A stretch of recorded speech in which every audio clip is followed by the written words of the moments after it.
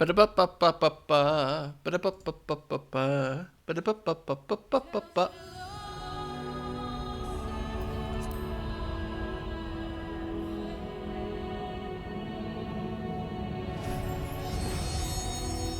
You know, I still have no idea what they're saying in that. Hello! For 100% realsies, for actual realsies, 100% the truth, we are definitely finishing Heavensward today. We've come close. We've come so close. So many times. So many times we've come close. But we are, for 100%, definite realsies, finishing Heavensward. No doubt in my brain. There's gotta be like maybe 3 or 4 quests left, right? These seem to have gone live the moment of my raid time right now. Well, welcome. I also am very excited because I realized as I was booting up the game, I saw an ad for Dawn Trail, got curious, checked. It does come out summer 2024, which I think means that I might have just enough time because I've got 3 expansions left after this: Stormblood, Shadowbringers, and Walker. I've been finishing the expansions. I finished ARR in about 3 months. This took about 2 months. So, and I think I took like a pretty decent sized break in the middle of that, like once or twice. So assuming I go at that pace of 2 months per expansion, I should finish this sometime in February of next year. Sometime in February of next year. Maybe if I do 3 months, I'll be finished around like May or April. But I think it's very reasonable for me to be done with this. Am I going to make a concentrated push? Probably not. But also, I have no idea what I'm going to be doing over. My company is nice and has like a winter break essentially, where it's just like we're shutting down. You all get paid vacation for like 2-3 weeks. I don't remember exactly how long. So I'm very optimistic about finishing the MSQ.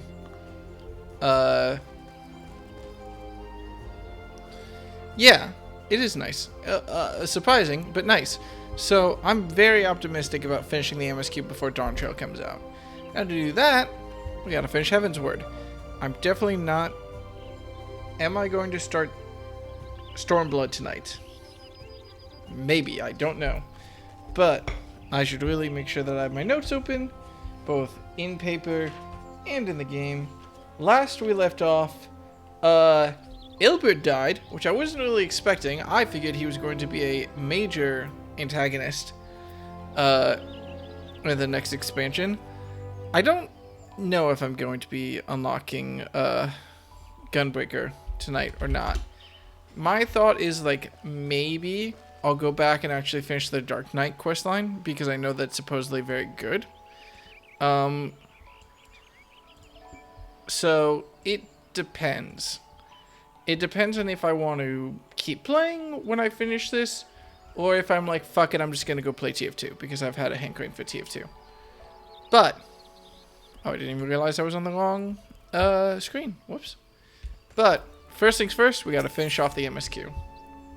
However long that takes. Oh yeah, we have to babysit Sid at Cartano while he uncovers the Omega weapon, because we think that's a good idea for some reason. Sid and the others are assembling at the airship landing. Alice is already on her way, and it would not do to lag too far behind. Let's be off. Oh, I should check in on Mother Mion. I wonder what her opinion is on all this. Wait, what?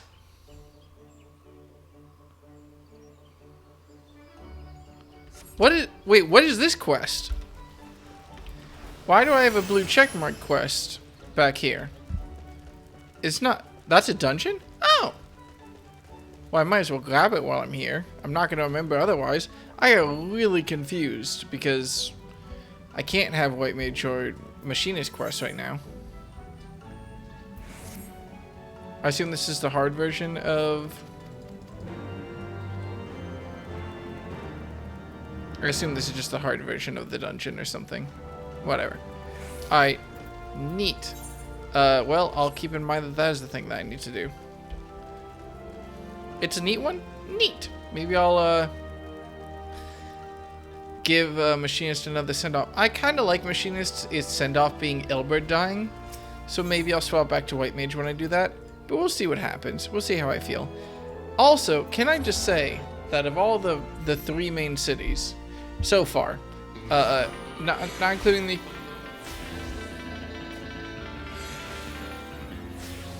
Alright.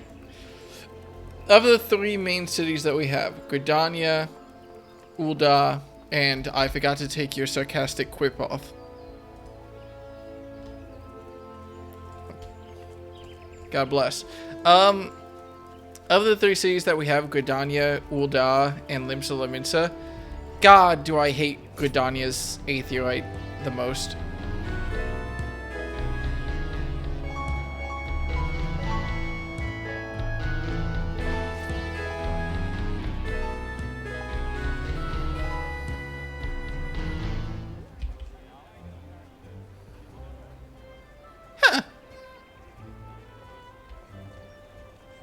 Alright. Am I going the wrong way, or are they down here? They're down here. Okay. That's right, it's a band. I was surprised. Pleasantly surprised, but still surprised. Oh god, Sid, I feel like I haven't seen you in half an expansion. Deca, Alfino, ready to go. The others have stepped out onto the landing for a moment, lest you wonder. Nero insisted that he be allowed to inspect the Excelsior before boarding. And you let him? Despite his very timely offer of assistance, the thought of that man poking about in the workings of the ship without proper supervision does not fill me with confidence. Calm yourself, Alfino. Your sister was adamant that he would never leave her sight. She and Yugiri are... Ah, well, here they are now. Letting him out of her sight. Hi, Bice. And then there's this dickhead. What the fuck was... I'm trying to remember what Sid's voice was. It wasn't, like, gravelly or deep or anything. It wasn't smooth either. Oh, God, I can't even remember.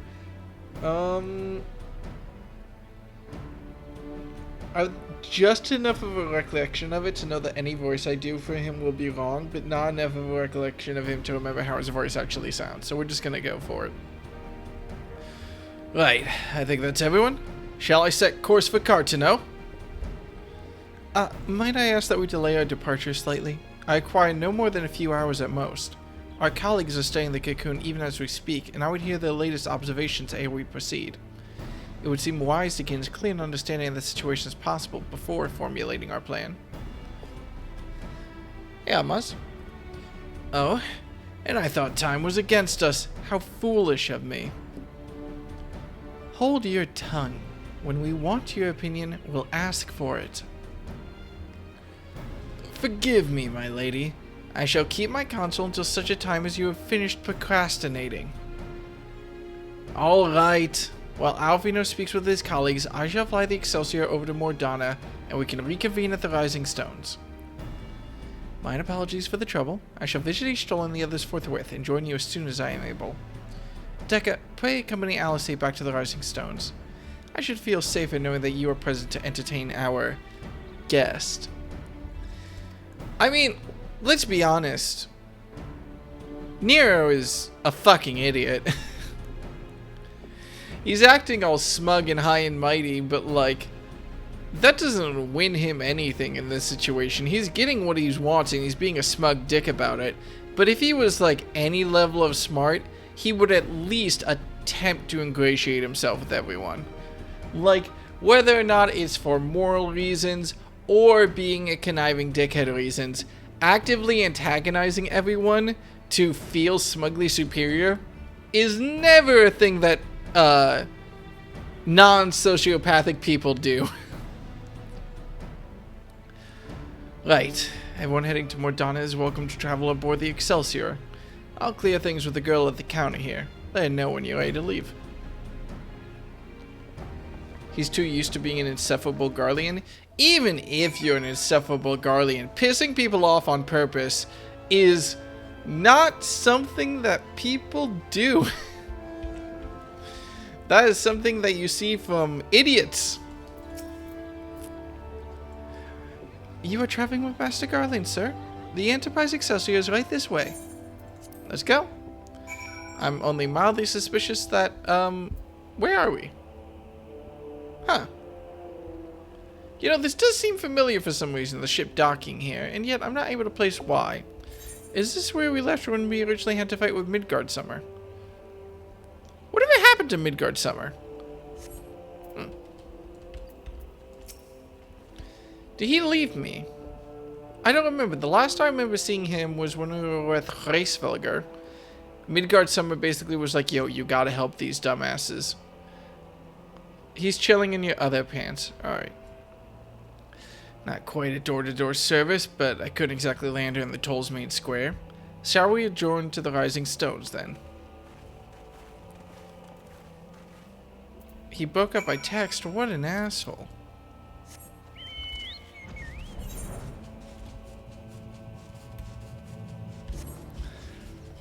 Also, what is up? I never actually asked, what is up with the air in this space? Is it because of the crystal tower? But like the crystal tower is sealed, right? Is it just because of the crystals? Is this leftover Moonbreeder dust? You can be honest with me. It's because of the calamity. Alright. Still, it is the weather is not a full explanation because like what weather causes this is a question. Now, the answer is magic, but, you know. I still have to ask. Hey, what's up, guys?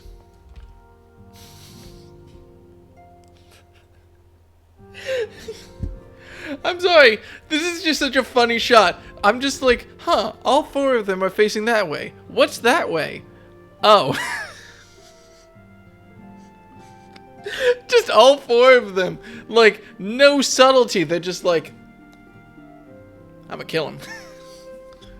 Wait, I have to know what they say here. Must be careful. Walking weapons of allied were designed to subdue primals, but many guys will seek to use them. I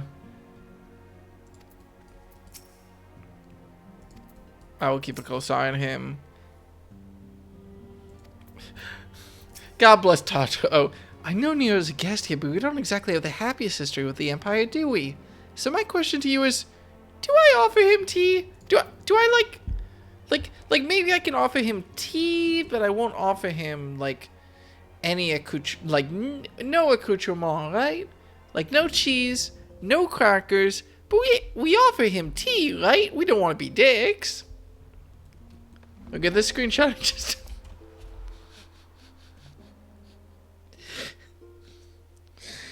I am absolutely enraged with the inclination that you are saying. It would never be that situation. The screenshot you're taking should obviously be I do not have access to Saren's innocent emote, apparently. It might be no longer on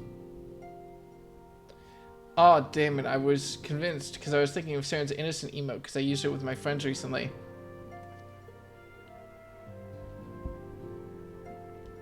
Let's just go with this. Alright, whatever. Hey, Neo.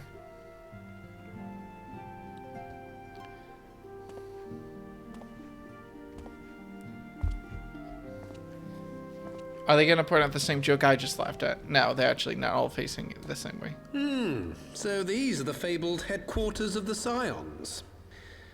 I confess I would have expected an order of self-proclaimed warrior scholars to surround themselves with the fruits of man's enlightenment.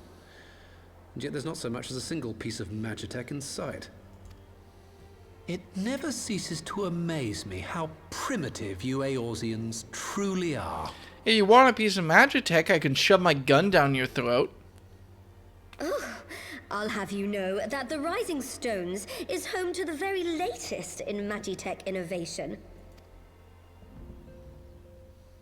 Wedge calls it the Mark 14 Thermocoil Boil Master, and it's the finest kettle I've ever had the pleasure to own. Oh, Tato. No one has those. He can't even be sarcastic to that. Like, let's be honest. How do you respond to that? My gun isn't Magitech, technically. We are returned. Well, Ida and I, at least. Ishtola and the others remain behind to continue their assessment of the binding magic. There didn't seem much point staying just for that, so I decided to come back with Alphino. Papalimo bought us this time. We shouldn't waste it.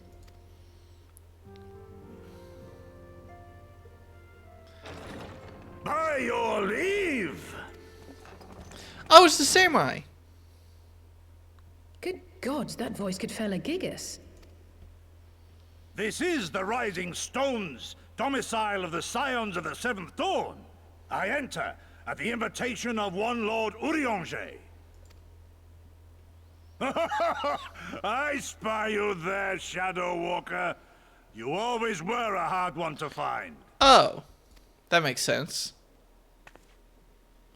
Yugiri, do you know this man?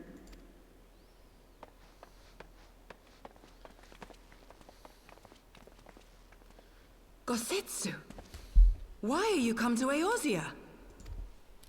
In search of you, Yugiri. For days and nights did I row across the angry sea. I made port in good spirits, only for my own flesh to betray me over the trifling matter of an empty belly. Collapsed in the street like an unfed stray I was, until Lord Urianger came to my aid. Over a most welcome meal, we spoke of the plight of Doma, and I learned of our displaced countrymen's work to resettle this blighted land.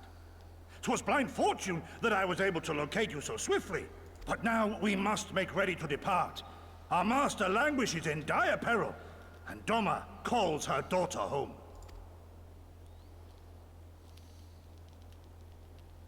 It is not so simple, Gosetsu. There are obligations which bind me here. You refuse? Did you mislay your oath during your flight from our homeland? The laws of hospitality must be honored, but surely the vow to defend your master demands the greater obeisance. It was our master who bid me guide our people to safe haven by any means necessary. And it was the Scions you see before you who provided us succor and sanctuary when all others refused. Dire peril or no, were I to return without first repaying such hospitality, our master would cut me down at the threshold. Mayhap that is so. There is more. A crisis threatens all within this realm, Eorzean and Doman alike, and I go to play my part in its resolution. I will not bring shame upon our liege by abandoning my people or my duty. How very noble of you. Now, in the name of honor, kinship, and, yes, practicality, might I suggest we get this expedition underway? Or would you rather debate the finer points of duty and leave Omega to the Empire? Okay, never mind. Nero is warming up to me. The Empire? Yugiri? You draw steel against the curse of Garlemald? Then why did you not say so? My blade is oath-bound to fall upon the ranks of the Imperials wheresoever they march. Lead on, Shadow Walker, and may the enemy tremble at our coming. He said the thing! Wait, no, I'm thinking... Okay, my brain combined Shadowbringers with Endwalker. Doi. Don't mind me.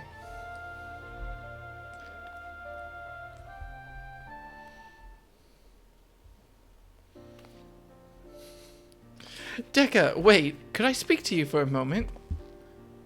You can speak to me for several moments. Oh boy, this shit.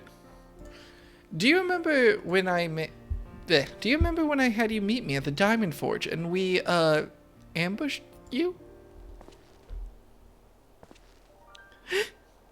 Well, once we had your measurements, I set to work making you a traveling outfit in my spare time. I've only just had this moment finish the stitching, but I wanted you to have it before you left. Here! You can try it on right now if you like. Why is she not the antecedent? There are no rooms over there. There's just empty, like, floor space. I'm definitely stripping naked in front of everyone. She even had to turn around so as not to look at me. What? What?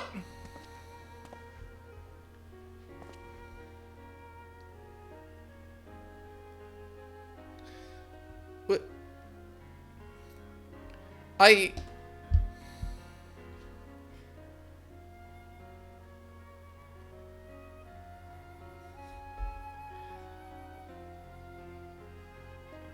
That's a good look. Hang on, hang on. Assuming we measured correctly, the fit should be just right. Snug but not too snug, if you know what I mean. So, how does it feel? You're not just saying that, are you? Oh, I can't tell you how much this means to me. To have crafted something worthy of the Warrior of Light well, let's just say it makes all the practice worthwhile. I also suit in a blood pearl charm too. You know, bring you home. May it always protect you. God. God damn though. Hang on. Oh, my boy got a fucking tailored suit made for him? I mean, it's not like a full-on suit, but like, hang on, hang on, hang on.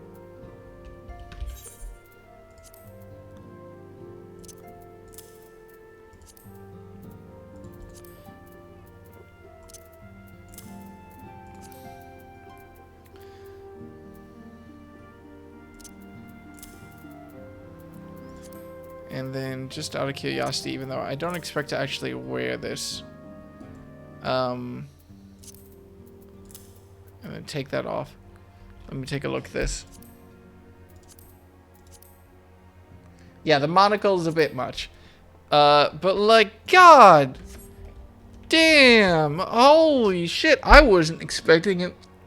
You know, the funny thing is, whenever I looked at glams, I was always thinking, like, I don't know, I didn't know how I felt about modern clothing in Final Fantasy. And what I mean by that is, like, it looked great on other people, but I wasn't really sure if I wanted to just wear modern clothing on Deca.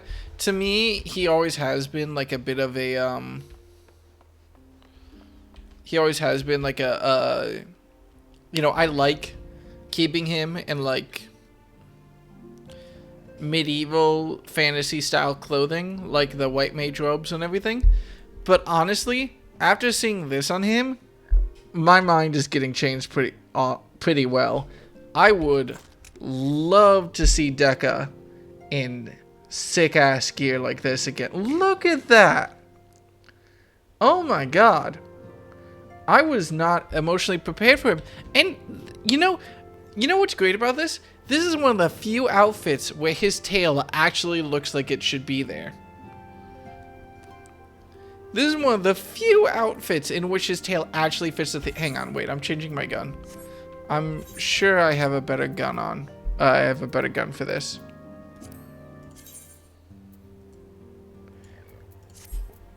I just need to look, hang on. I don't actually have any other guns, which is a little bit of a shame. That looks about the same, if not worse, to be honest. But like, holy shit. I was not expecting such a sick outfit.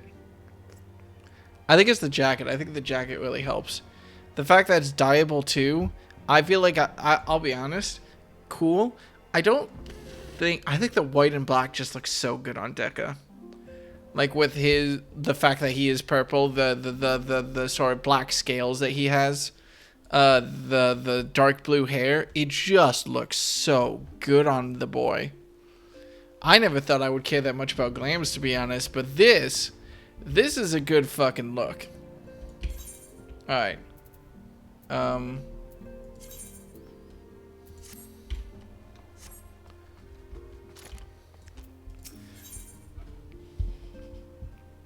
Alright.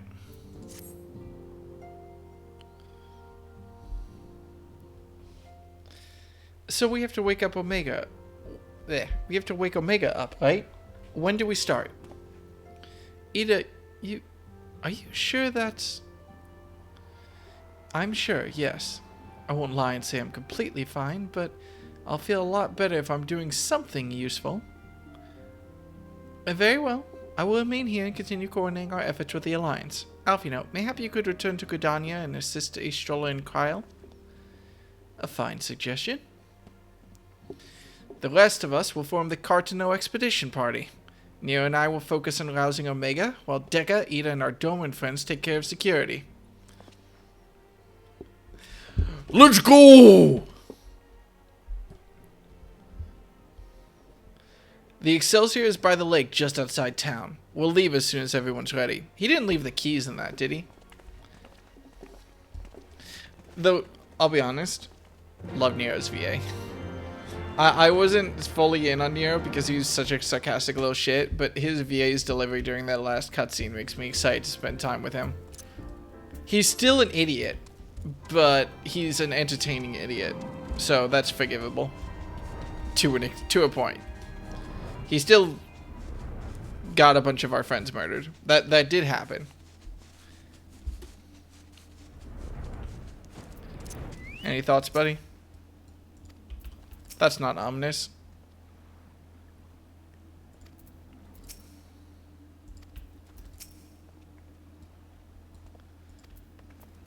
Alright, let's do it. We haven't far to go. With any luck, we'll be in Cartano before Ghost Setsu graces the deck with his dinner. Once there, however, we had best be on our guard. Given that Align Royale was still active when Omega was discovered, we can be sure that the Empire has long been aware of its existence. And if Nero deemed it the obvious solution to the threat posed by the new Primal, it is not possible that Garlemald might do the same. Have your weapons ready and your wits about you. Something tells me we're flying into a fight. Yeah, you know, I also get that feeling that we might be flying into a fight. I don't know why, though. I don't know. Maybe they just want to show off Samwise. I'm sorry, the Excelsior looks so fucking stupid. It looks stupid. Affectionate. If they didn't have the big flame decals on the side. Is Neo gonna get shot the second we step off this boat?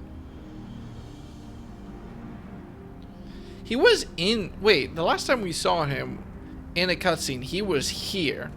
So why did he leave and come to... Now, where was that? Ah.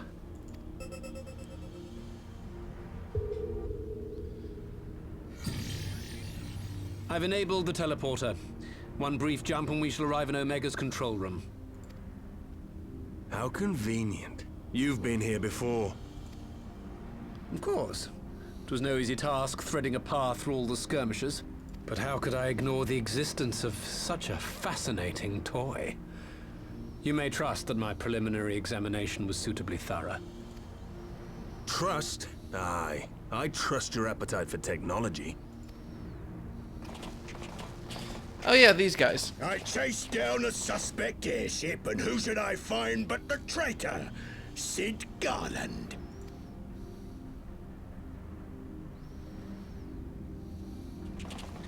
That's a big boy. Searching for something, engineer? Something big? It's close, isn't it? Do they not know about Omega? It's like all my name days have come at once. I'm sorry, I can't take his voice seriously with such a blushy face. Take care of that brute, will you? I'm gonna kill him. God damn it. Can't let Nero tinker around in there by himself. I'm sorry to leave you to it, but I dare say you'll manage without me. This clod has no idea who he's dealing with.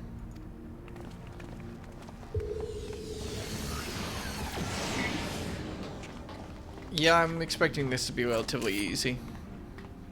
We don't have a healer, though. Uh-oh. I am Gosetsu, Samurai of Doma. You will rue your choice of opponent this day. Okay.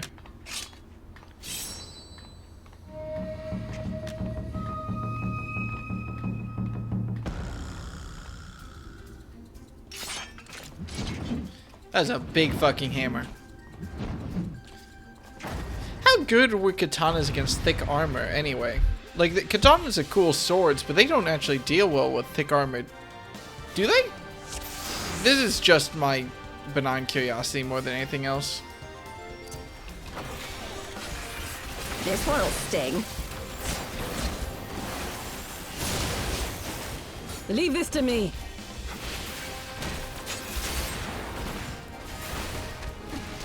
I have you!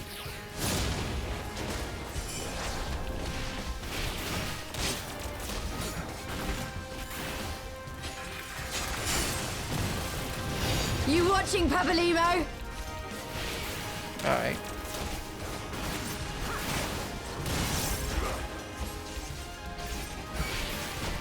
And there's the enemies. An opening. Let's give them just a second. And With soul and steel. now we can teach them how fucked they are.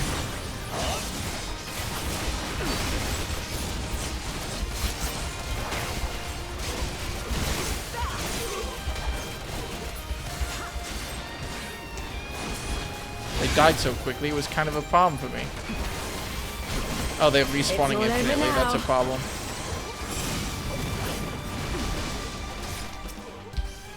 Maybe I should just focus on the big guy. No retreat.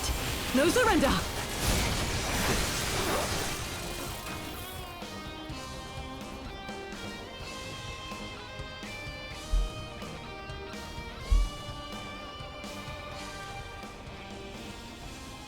Surrender! We have you outnumbered.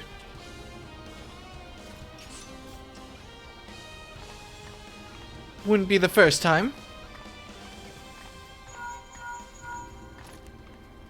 Deca, do you have to take a call in the middle of a fight? Are you still playing with those soldiers? I suppose I can lend you one of my toys, but only if you promise to give it back. Fuck you. Ah.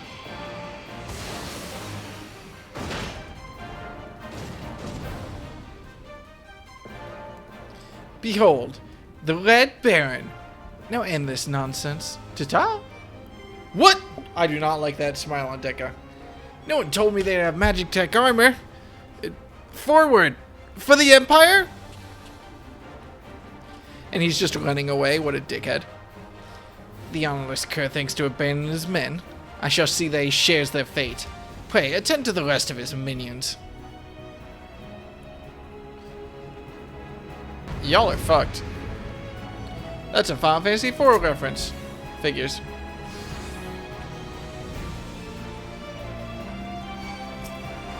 You watching, Pabalimo? So I have that. That's a thing. Your defense is lacking. I have that. That is a thing. That is a third thing that I am able to do. I have you! Wait, so what's my 2 button? I see.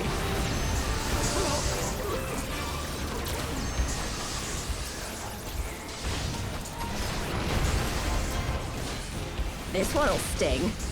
Oh, it is directional. Huh. Leave this to me. I really should actually aim that, shouldn't I? Look upon a samurai of Doma. No holding back. That still only counts as 1. You sarcastic No little retreat. fucks. No surrender. With soul and steel.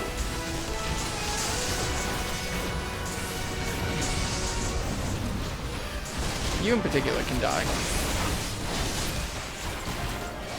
It's all over now.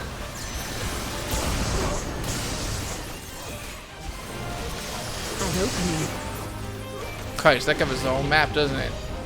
Alright, well that should make this part at least easy. You're My targeting. right to strike. You're not. There we go. You watching, Pabalimo? Not the whole map. Oh, yep, nope, the whole map. Your defense is lacking.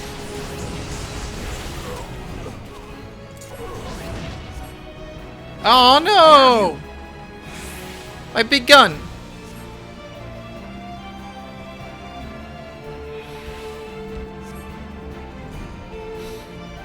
I'm gonna kill him.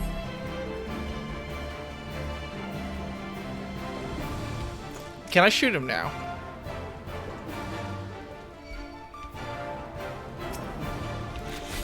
This one'll sting.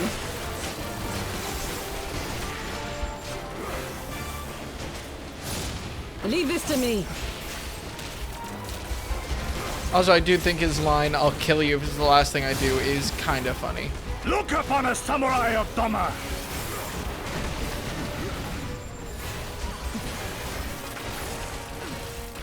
Just as like a little side note.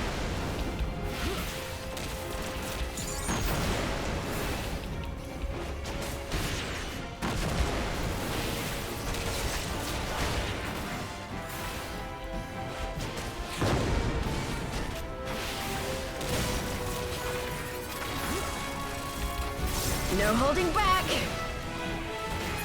There you go. And now he's dead, for real.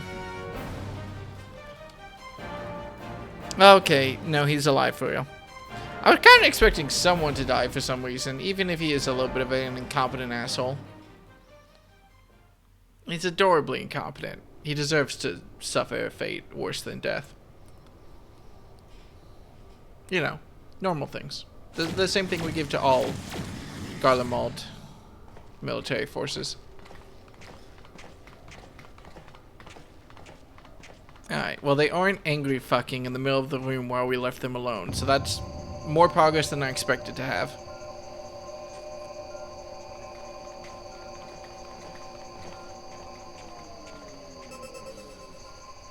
Temporal stasis disengaged. All systems operational. Garland? All clear on this side.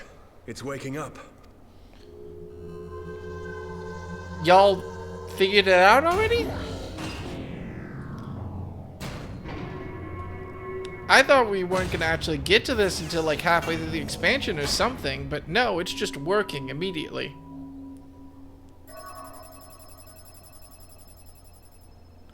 Remarkable. Omega sensors immediately detected the presence of the cocoon, even at this distance. They must have been set to scan for sources of energy exceeding certain magnitudes. I still don't see any means to control the machine directly. It seems to have been designed to act wholly autonomously. That's a bad sign. Whatever happened to the mech that woke up in the Once we middle release of... Omega, we can be fairly certain it will attempt to capture the Primal at Belsar's Wall. Assuming its mission is successful, our only option at that point will be to re-engage its stasis system and put it back to sleep. Whatever happened to the big mech that woke up at the end of the main story of Heavensward? The one in that lake? Is that like the... I think that's the raid for Heavensward or something, isn't it? And should the machine happen to misbehave, we'll simply initiate an emergency shutdown. I confess we don't yet have a complete grasp of its capabilities, but I'm certain the details will not elude us for long. Wait, the normal raid series for Heavensward. Oh. Well, I understood less than half of that. So, my question to you is, are we doing the right thing? Well, what do you think? Because I think no. What do I think?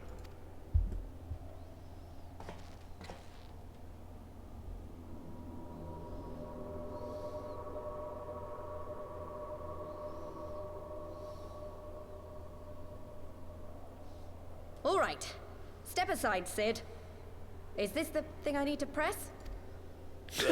Yes, that's the one. Uh-oh. Uh-oh. You gave too much for us to waste this chance, Papalimo. So this is for you. And me. And then she presses and nothing happens.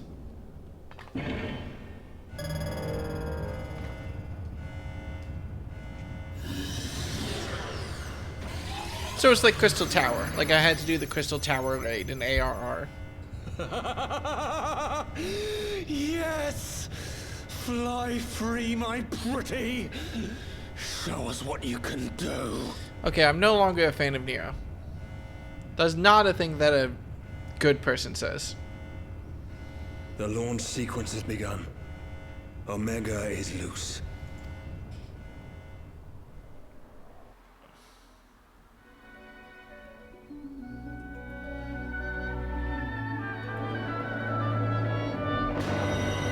Oh, we get to finally see what's inside the cocoon, do we?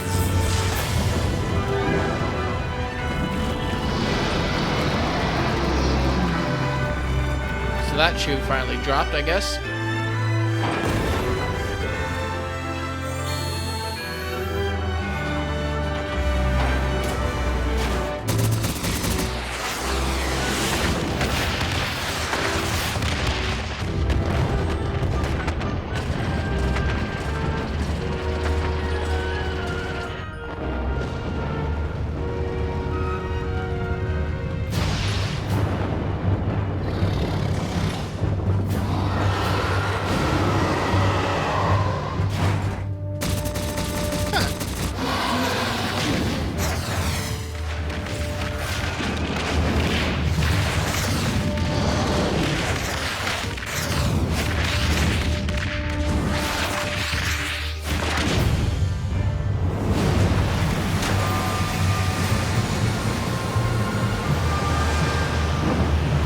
Wait, were we next to a lake or something?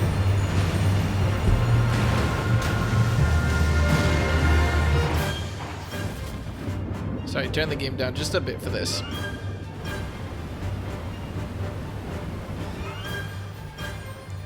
Where did all that water come from? Weren't we right next to the forest?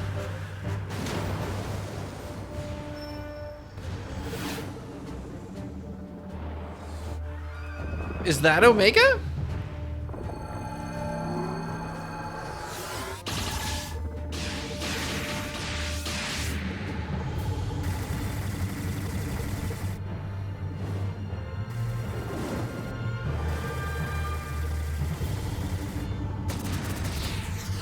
Oh, I thought we were inside Omega. I guess it's like a beetle drone. Up instead. Seriously though, we were right above a populated forest. Where did all this ocean come from? Like, wouldn't we, isn't the wall like on the border with Alamigo? Did we just drown like several thousand people? What, I know I shouldn't be focused on it, but I'm worried about it.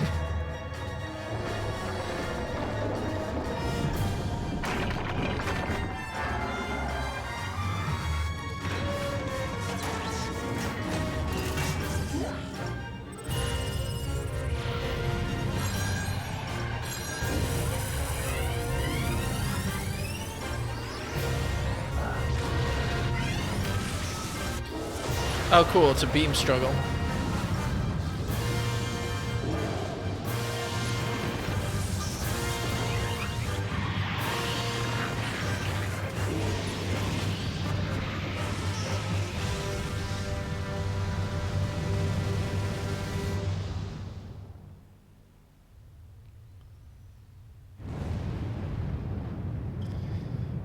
Yeah. Yeah, we killed some people. Did we just nuke? Did we just set off like a Magitech nuke, basically? It kind of feels like we did a Magitech nuke.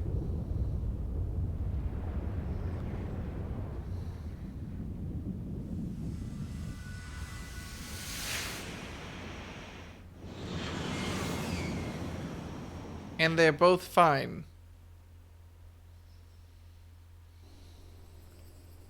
Did he get him? Volume back up. Huh?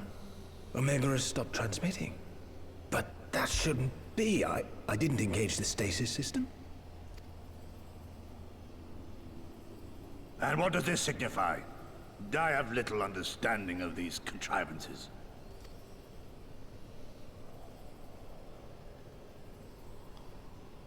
The launch went exactly to plan, but all signals emanating from Omega have ceased. This may indicate any number of things, but we will need to join the Scions out in the field if we are to ascertain which one.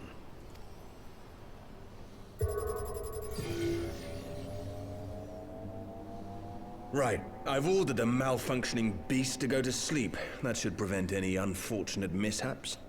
I suggest we make our way back to Gridania. Huh.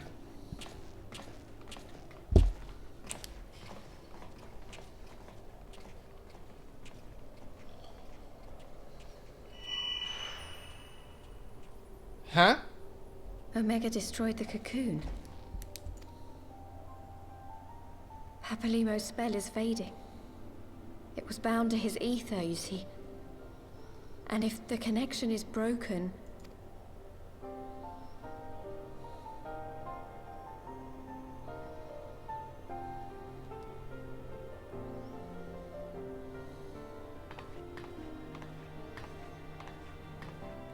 Was her...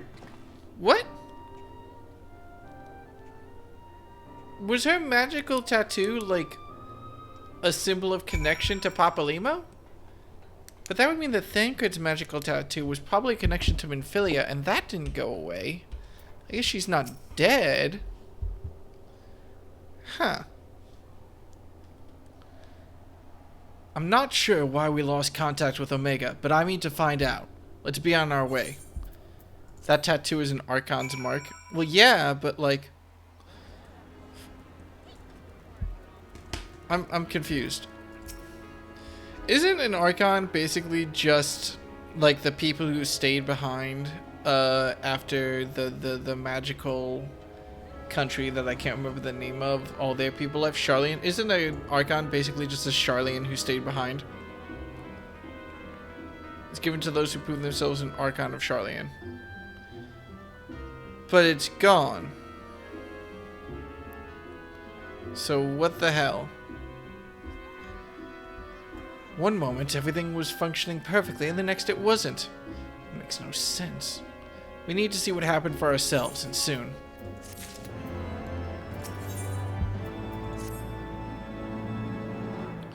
It's like a quantum tattoo. I still have so many questions. Words can ill express how glad I am to see you all unharmed. When Omega came hurtling towards the cocoon, everything dissolved into chaos.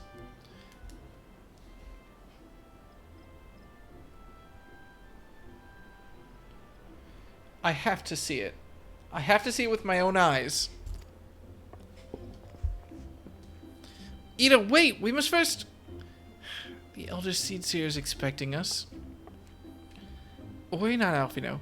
Gosetsu and I will watch over her. You may safely attend your meeting. My thanks, Yugiri.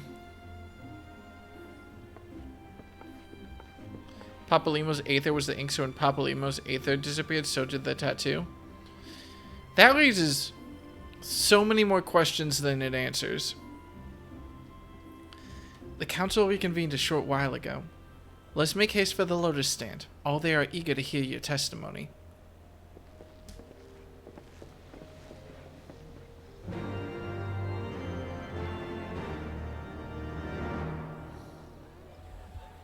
I'm sure it'll be explained, like at some point, but like, what is that symbol? Oh, yeah, that makes sense. Didn't recognize the symbol because I never really had levees unlocked.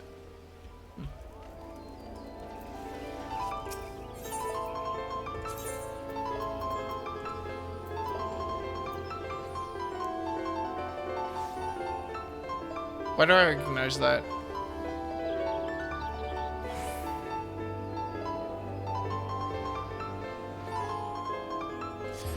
I'm not able to place it, but I definitely recognize that. Whatever.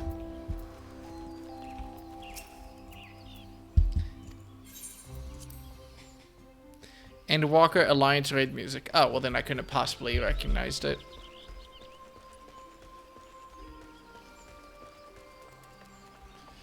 Hey, what's up, guys? Why is Emmerich here? I wasn't aware that there was a council meeting.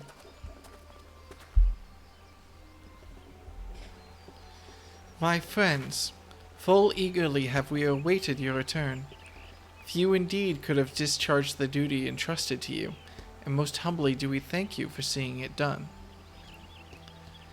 You are too kind, Elder Seedseer. As I recall, we as good as demanded the right to try. But tell me, how did the battle unfold? We succeeded in waking Omega, aye, but we lost contact with the weapon shortly after it launched. From our position in the control room, we were blind to all that followed. What words could do justice to such a scene? None of my choosing, that much is certain. But I can give you the facts. The cocoon hatched even as Omega arrived, and from its mist rose a great dragon. The pair duly set about each other in the skies over Girabania. The primal's might defied belief.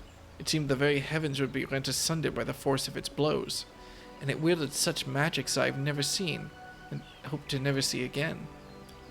The battle raged on with no end in sight, until both combatants were engulfed in a blinding flash of light. When the radiance faded, I saw the pair fall motionless from the sky, coming to us somewhere in Alamegan soil. I will not speak for the rest, but to my eye, it seemed that each had landed a fatal blow upon the other. While most among us could think only of Bahamut when looking upon the primal's form, the Domans were heard to whisper the name Shinryu. It would appear that the being resembles a creature of far eastern legend, and we have found it convenient to refer to it as such. This Shinryu's fate, and indeed that of Omega, is yet unknown. We have, alas, no eyes on the Girabanian side of the border. Aye, which is why which is why we have sent. Oh my God, I can't get it deep enough. Do not quote that out of context.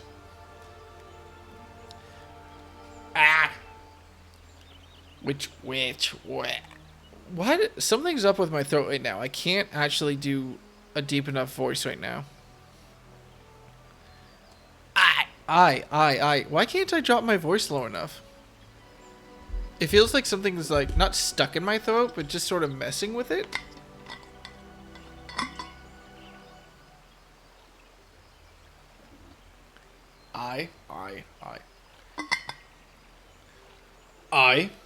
Which is why we have sent our main force, under the command of Marshal Tarapan, to capture the wall.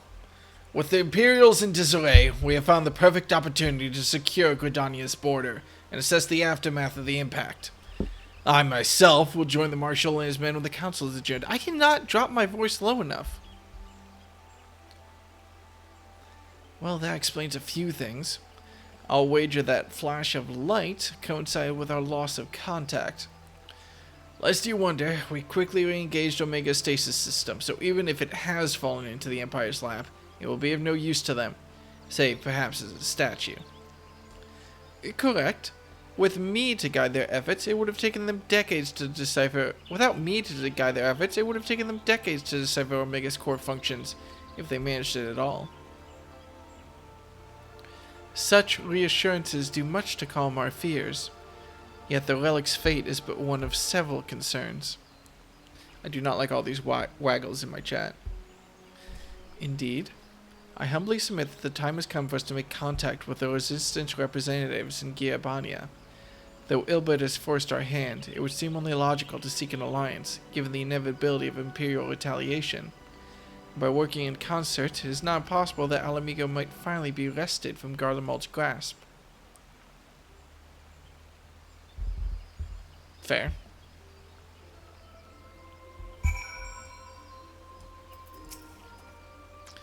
You must be exhausted. I would ordinarily suggest that we retire directly to the Rising Stones, but I wonder if we might first make a small detour. Istol and the others have gathered at Amarisa Spire, and I imagine that you, too, would be interested to see what has become of the wall now that the cocoon is gone.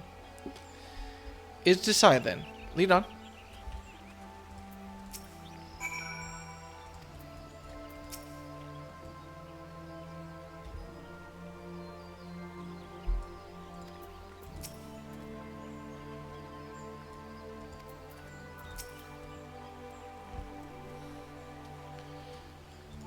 Alright. Damn.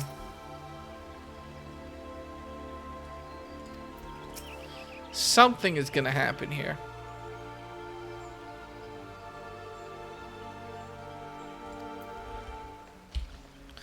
This is all just a little bit too strange. Concerning, alarming, strange. Look, it's not our fault Santa emotes are fantastic. You're right, I'll be sure to yell at them about that.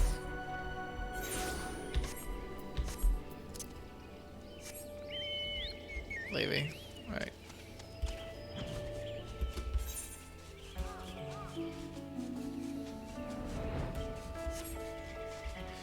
Alright. Are we gonna watch the trailer for Stormblood? Hell yeah we are, if this is it. Is this gonna be it? We've only been streaming for like 45 minutes. I like just missed it. Oh, Kyle! My friends, I cannot well express how glad I am to see you both unharmed. They say that Omega's clash with the Primal shook the very firmament. You need not have worried. The battle took place far above the ground.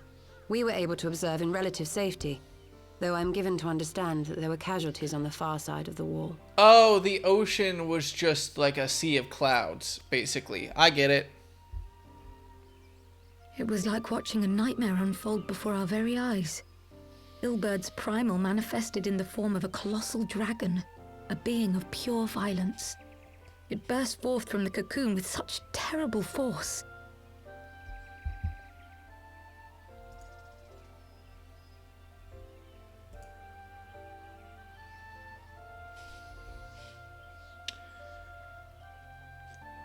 Vice.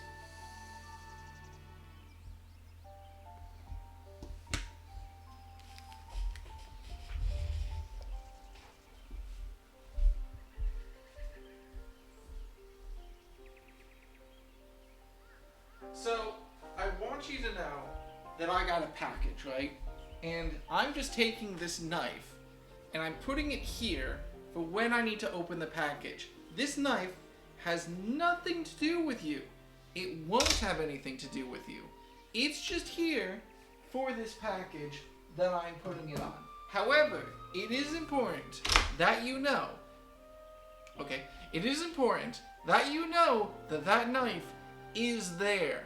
It's just there to open the package that I got. It's a yoga mat. I'm very excited about it. It'll make doing sit-ups a lot easier because it means my ass won't hurt as much. But it is important to me that you know that there is a big-ass knife right behind me. Okay, so, moving on. We can go back. It's very hard to be intimidating while scooting. I'm just imagining, just like, I'm coming for you. I'm gonna get you. I'm gonna get you. It's very hard. Stop waving a knife around. You're the only one in the room. It's a good meme. When has playing with a knife ever gone wrong? Anyway. For the purposes of not trusting everyone, this has been a joke. Anyway, untold destruction, everyone's depressed about it, yada yada yada. That such a horror should spring from the eyes of Nidhogg comes as no surprise. Nor do I wonder at its form. Ilberd all but announced it in the moments prior to his death. Plainly, it was his dying wish to visit a second calamity upon the Empire.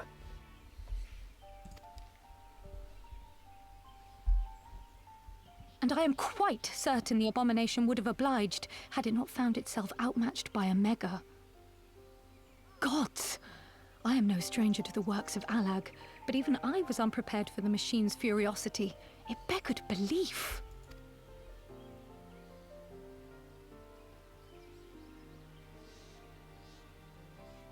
And how fares poor Ida in the midst of all this? Have you spoken with her? She is up on the platform, lost in thought. We deemed it best not to disturb her, but mayhaps she would welcome some company after all. Shall we? Why a Doman dragon? I've never fully understood that part. That's a very good question. I'm a little bit confused. It isn't the god I was predicting it was going to be, the Alamegan god.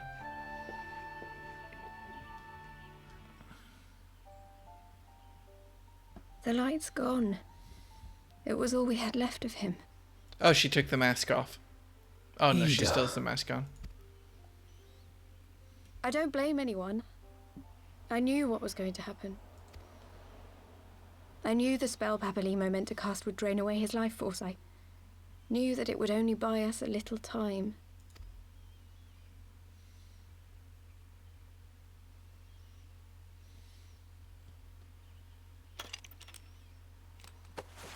Oh, she is actually taking it off. Oh!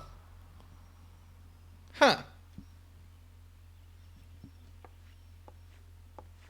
Ida, there is no need to explain.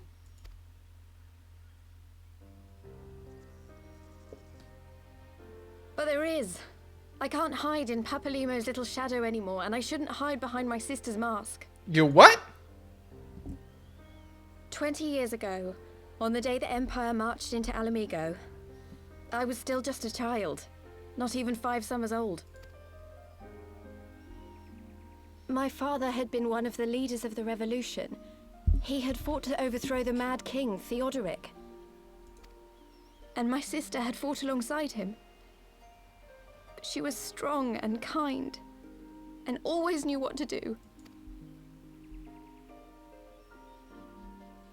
But when the Garleans came, everything changed. My father went to war against them too. And I never saw him again. After that, I remember a lot of running.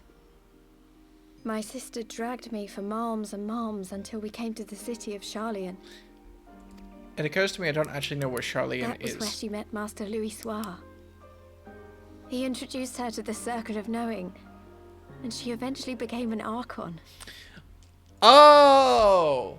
She was your inspiration. Is that not why you took up her mask and her name? Or did you simply mean to continue what she had started? You've known all along, haven't you? That I wasn't Ida.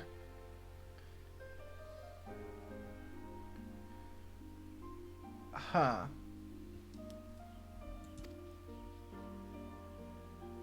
Of course. We all recognized you at once. 'Twas Papalimo who persuaded us to maintain the charade. It was silly to think I could fool you. I knew that even then, but I sort of decided not to know.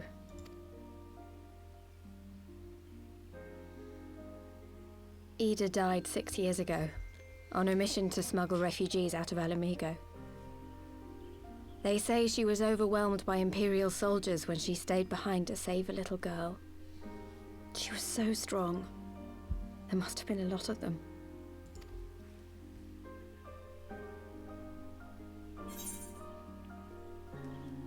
I'm not gonna be a dick. Why did you never tell? I'm not saying shit.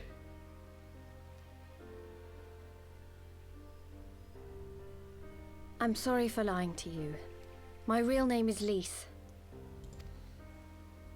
When Papalimo brought me Ida's mask, it was meant as a keepsake, but I decided I wanted to be his new partner, to keep alive all the good that she had done. I didn't want to become Ida, exactly.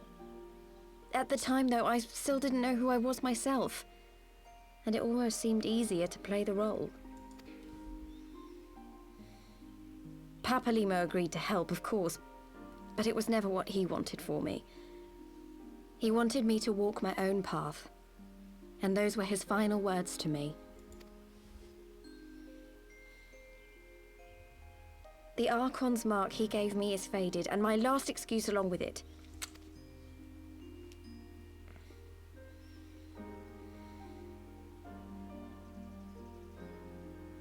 So this is it. Whatever I choose to do from now on, I do as Lise. And I choose to continue my family's fight. I want Alamigo to be the country that Ida and my father always wanted it to be. Did her voice change, or am I stupid?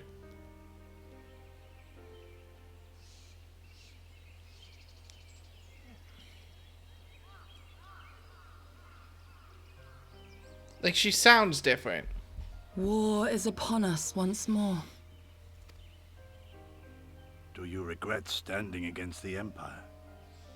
Would you have chosen a different road, knowing what you know now? To claim that I never doubted the decision would be a lie. But I made my choice, and I have defended it with blade in hand ever since.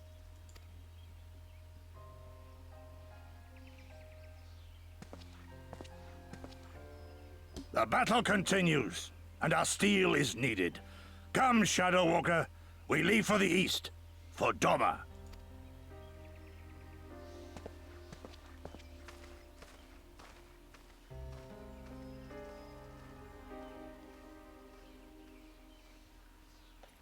Wait.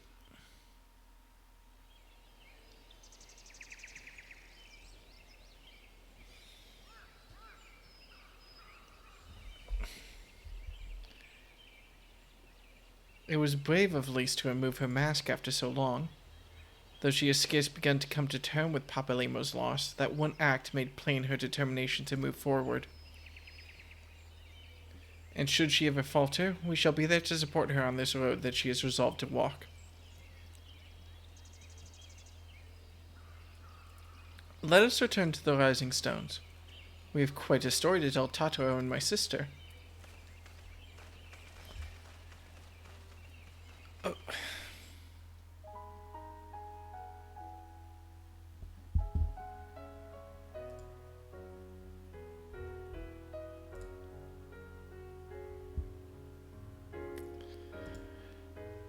Okay, I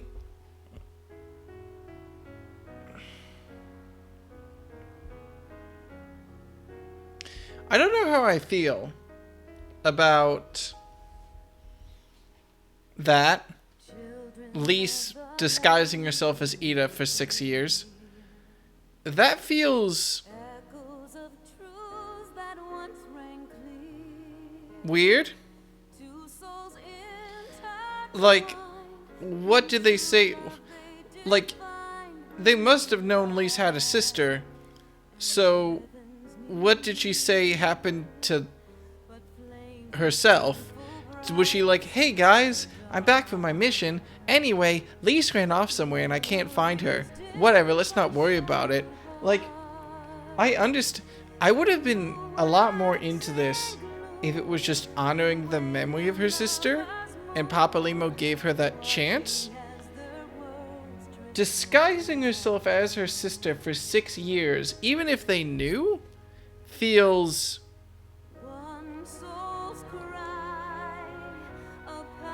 silly. It's not even really a revelation because, like, I guess it gives extra weight to her relationship to Papalimo. But it doesn't really do anything beyond that. I didn't know anything about Ida. I knew basically next to nothing. I knew she had an investment in Alamigo, knowing that she had a sister.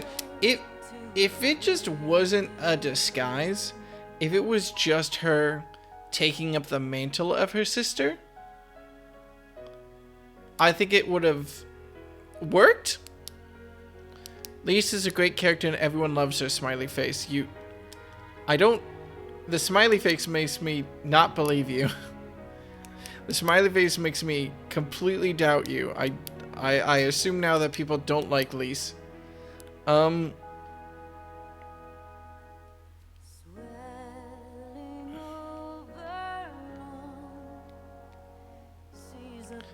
I just don't. Welcome to how everyone feels about that reveal, Will. Lise is divisive, as you probably gather. So, I mean, is that out of non-spoiler curiosity? Do people like Lise after this? Is she like a good character in Stormblood and Shadowbringers and everything? Or however long she lives for? Or is she just gonna be like this every time she opens her mouth? I'm not answering that. Fair.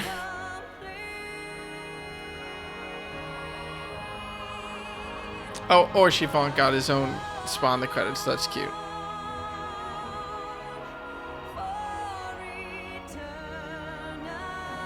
Alright, well, at least is a thing that exists. Whatever.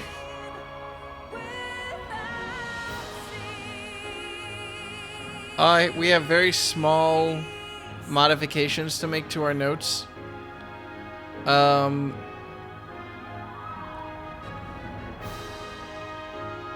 a little bit disappointing. That's a little bit disappointing. I was really interested in having Ida and Papalymo be characters in the story again, and then Papalymo died in a sacrifice that didn't really do much for me. And then Ida basically died because she was a fake this whole time, so she's an entirely different character now. So, gonna deal with that now, I suppose. Oh, that does land, like, the leader of Alamigo recognizing Ida is so much sadder all of a sudden. That's the one good thing to come out of this, because the leader of Papalymo of Little Alamigo was like, oh my god, Ida? You're alive? And the answer was no, she is not. So that moment is actually incredible in retrospect.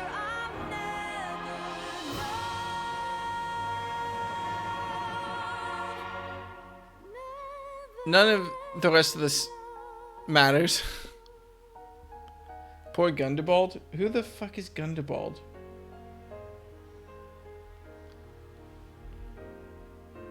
Oh, he's the mayor, isn't he? Okay, so now that it's finally over, Heavensward as a whole, obviously better than ARR. I think I'll probably make myself at least slightly audible during all of this. Heavensward as a whole, obviously better than ARR. I think that the first half of this expansion really was a bit of a downer for me, because it started off, the first like couple hours, the introduction to Ishgard and everything were pretty interesting.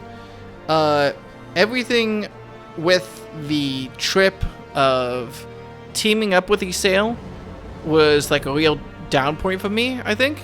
I think walking with Ysayle and Estinian to go meet Hreisvelger was not that interesting to me. And when we finally met Hreisvelger, it was a big downer for me, I remember. Because Hreisvelger was basically like, we live for thousands upon thousands of years. Your betrayal is as of yesterday. And I was like, cool. Then you aren't characters and I give zero shits about your motivation right now. Thankfully, they basically 180'd on that and gave the dragons emotions, which is nice. But like that whole point up through killing Nidhogg was the low point of the expansion to me. Honestly, going with Ysayle and Estinian to go kill Nidhogg, I didn't really trust Estinian. The whole thing felt kind of sour to me, and I wasn't very much into it. I would say after that was the Revolution, because the church became interesting again. I'm kind of sad about how the church got utilized on this expansion in retrospect, because there wasn't really... I remember getting told going into this expansion to expect a lot of politics, of like international politics, and that wasn't actually a thing here. The church, like repressing the truth, could have gone on for much longer in my opinion. Like, that is a very interesting dynamic, and it was kind of swept... It was kind of finished up very quickly. It was basically just like, yeah, the church is trying to kill everyone. There wasn't really any tension. We basically just immediately jumped into them killing Orshivant, and then them running away from the city and trying to get to the Sky Temple that I don't remember. It does better in side quests, to be honest. Good to know. So I guess I can't judge it too hard on that. It's good to know that they address that. I think that Aziz's Law, I think it's called, as a whole, was fine. The final dungeon and the final trial was amazing. to be honest. That fight on the moon was a visual feast. But, you know, so far, I would say, like, the start of the expansion was pretty good. The middle through Nidhogg was, like, mediocre. Dealing with the church and dealing with Ozzy's Law was, like, a little bit more interesting because there were characters again, and that was fun. And then, after we actually killed... It's funny. The post-game of ARR was so tedious and so long, and not a lot happened, and it was... I mean, a lot happened, but very slowly, and it wasn't character building anymore. It was just like, an event happens, and then we wrap that up, and then an event happens, and then we wrap that up, and it was just kind of tedious. The post-game of Heavensward was the highlight of the expansion. Oh my god. Everything that happened after we killed, Pope Thornton was... Sorry, Archbishop Thornton, whatever, was incredible.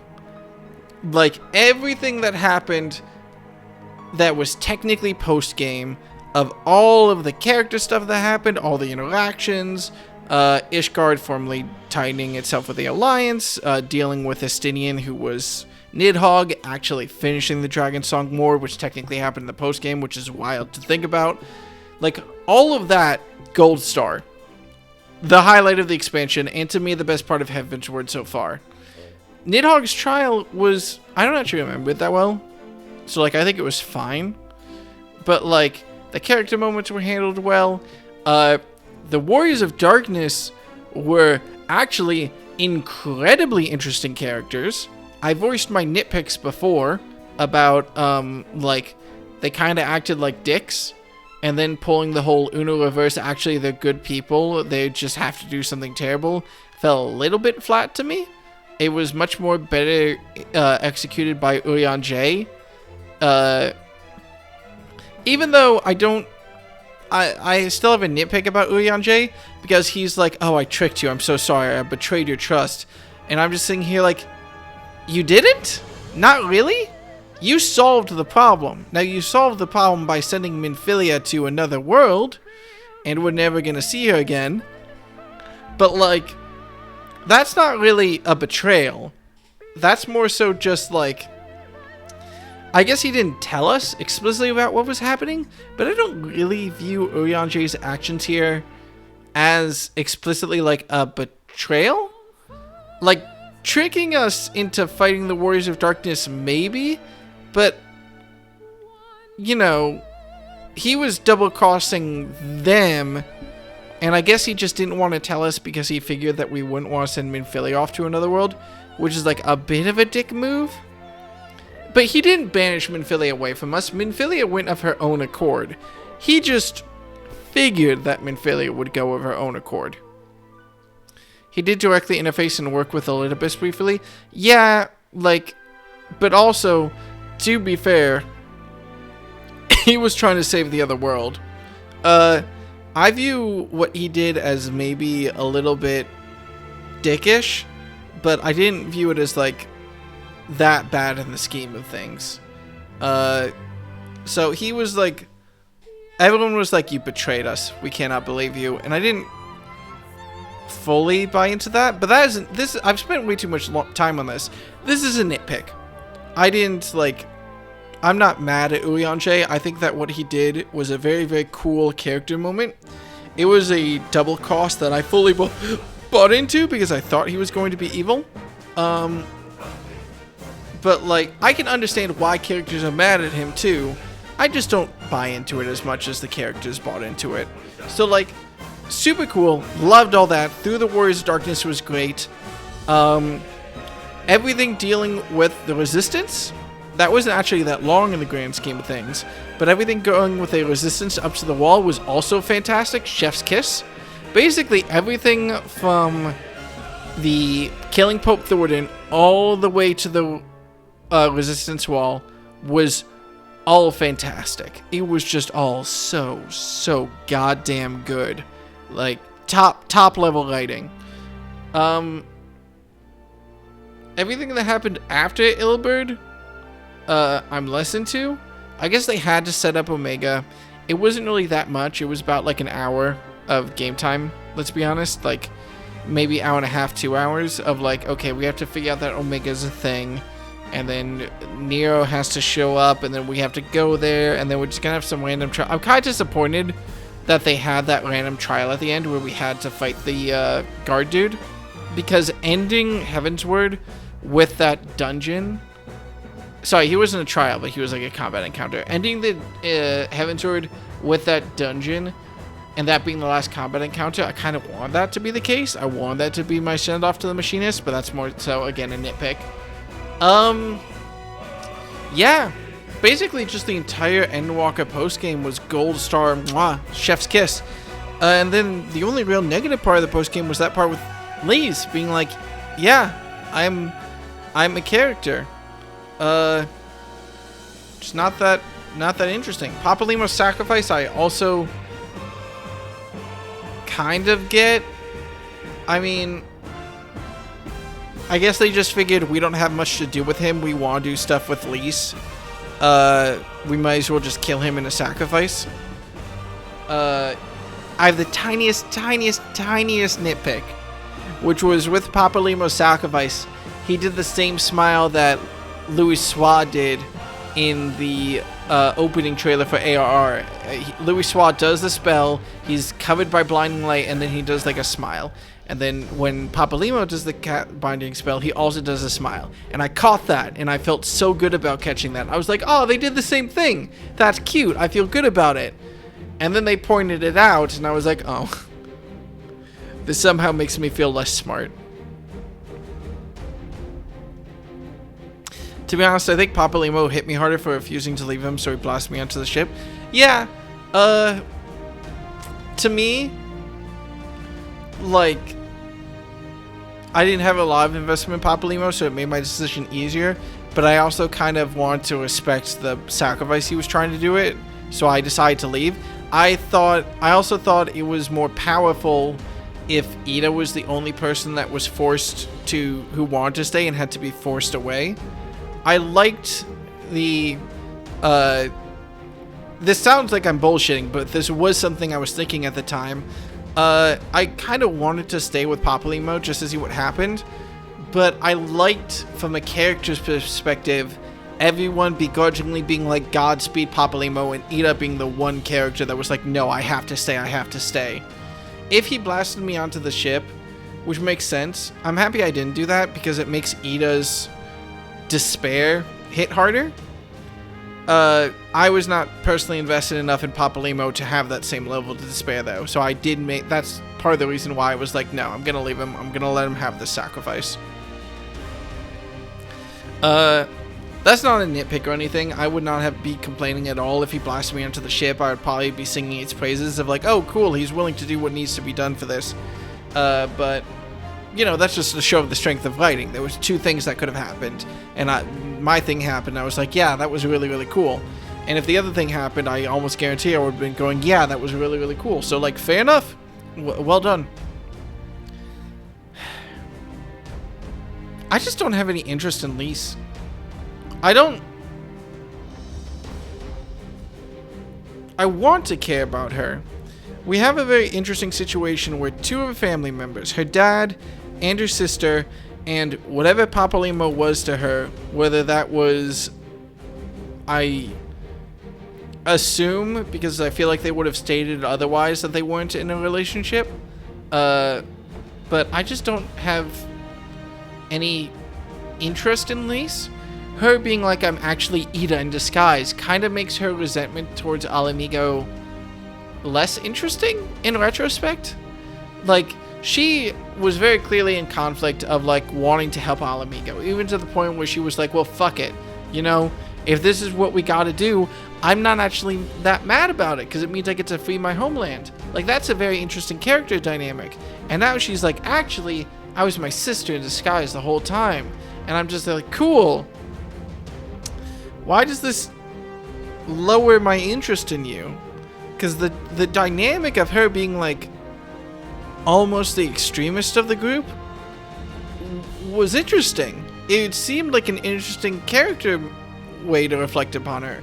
Because most of the other ways that characters have diverted themselves from the group so far have been like investment in another character. Thancred was Thancred absolutely adored Minfilia as if she was his own daughter. I'm trying to think of other characters that went against the group at times, and not a lot is coming up. So I guess that's my only example. But it feels like mostly when characters in Final Fantasy contrasted against the group, they contrasted against the group because they want to save someone they loved. Besides, maybe Urianger, which is why I find his betrayal so interesting, because he didn't do it for someone he loved. He did it because he thought it was the right thing. So, you know, it's clear which one I like better. I will always adore, like, pining and doing things for someone that you... Pining is the right word. I will always adore doing something for someone you love, but the concept of that is less interesting to me than doing something for a cause? Not even an ideal. I think an ideal can be very shaky ground, because if a character is too dedicated to an ideal, then they can start to seemingly act irrationally, and that's a very fine line to tread, of like making it so that character is stuck enough to their ideal that they'll go against the group, but not so adhering to their ideal that they go like irrational. I also think a cause is interesting because when a character sticks to an ideal and it goes against a group, almost always they're like explicitly now the villain, or they were right. It's always like, wow, you stuck to your guns when none of us believed in it, and you showed us the true way, and we got the happiest possible ending. But when you have a cause, it seems a lot more interesting to me. I was excited for what I need to start calling her Lise. I was excited for what Lise was going to do in Stormblood. I was like, what does it mean that we have the Archons and we're being dragged into this war and Lise is excited to fight it? Like, she doesn't want bloodshed, but she's okay with that bloodshed happening at this point. That is interesting. In a way that fighting for the love of a person or the strength of an ideal isn't as much to me. Hopefully she'll still get that to some level in Stormblood. I'm really, really hoping that Lise ends up being a stronger character than I think she's going to be.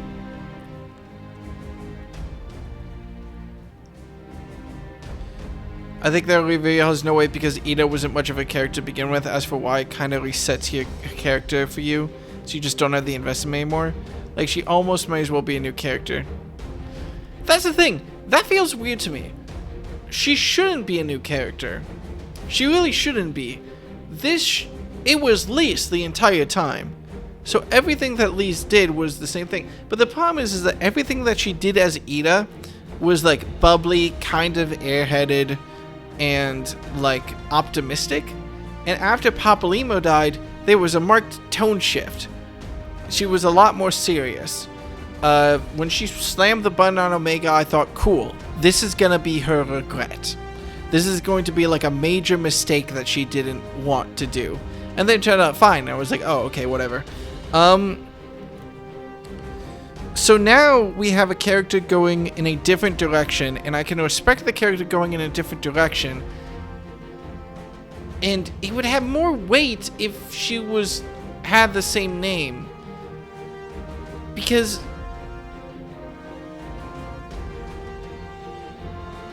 Ida didn't do all that much. Yeah.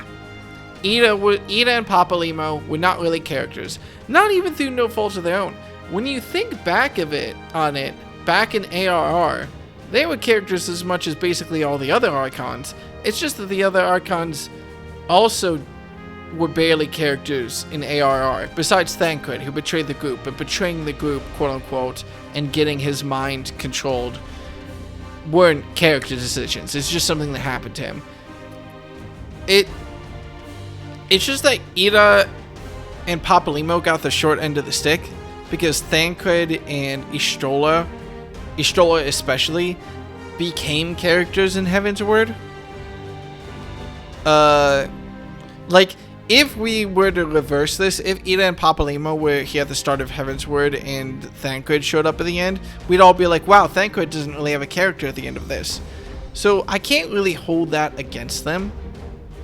I'm not gonna criticize them for being non-characters, but I will criticize them for...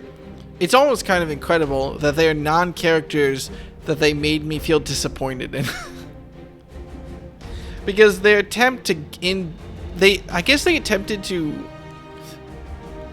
Maybe what I'm feeling right now, I don't know if this is right, but it almost feels like they tried to inject character into Ida and Papalymo too quickly, and maybe it feels less satisfying to me because Ida and Papalymo really have the most important character development in this expansion. Like, Thancred, let's be honest, didn't really change. Minfilia died, and Minfilia did kind of like disappear and ended up being a god, and that was sad, but that wasn't really a character development change for Thancred. He's more serious now, but like, that's just kind of like a slow thing that he's been going towards ever since he reappeared in the woods. The emotional change was subtle. Ida and Papalymo had a character arc that happened in like a tenth of the time and was 3 times as drastic of a change, because Ida went from happy, bubbly, if a little bit airheaded, to now she's depressed and also a completely different character, and Papalymo is dead. If it was stretched out over the entirety of Heavensward, it probably would have been pretty good.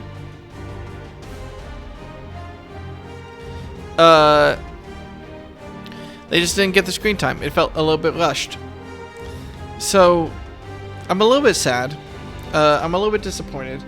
But I can't really express too much disappointment because, again, post-game Heavensward was so good. And I'm a little bit disappointed that the general vibe in the chat is that Lise doesn't actually turn out that good. So I'll see what happens. I'll have somewhat mixed expectations for her going into Stormblood. But really, let's focus on the threads that we have set up for Stormblood that are very interesting. Ishgard formally joining the Alliance. There's a lot of room there to play with tensions. The war in Alamigo happening in the first place. That's a pretty big fucking deal. The citizens of Alamigo probably are not going to be happy with the Alliance for letting them be taken over for the last 20 years. There's a lot of room for character development, not just of everyone, not just of the Scions, but of the 3 leader nations. Like, who's going to step up? Something that disappointed me in Heavensward, this actually happened, I just remembered. I said that Heavensward, the low point of it was everything, the trip with Ysael and Estinian from Ishgard through to killing Nidhogg, I said was like the low part of the expansion, and I stand by that because I just remembered that part of that section of the game was the resolution of the plotline in Ul'dah, just sort of happening like we're dusting our hands of this. You're reinstated as Flame General Raubon, and we're gonna ignore that whole thing happened, basically.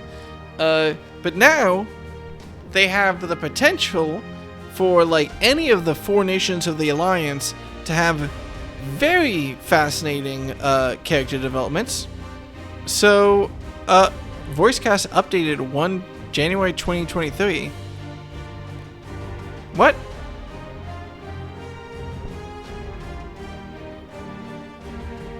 Weird. Okay. So, I'm very curious what they're going to do with the 4 nations, because it feels like any of the 4 nations could play a part, and if they don't, that's also fine, because there's a lot of interesting room here still for a lot of expansion into Garlemald.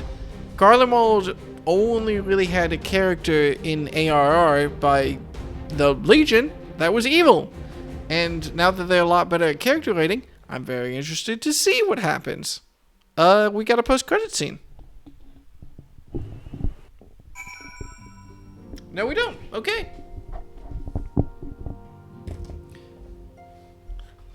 They probably add voice lines when they redid the dungeons for NPC. Probably.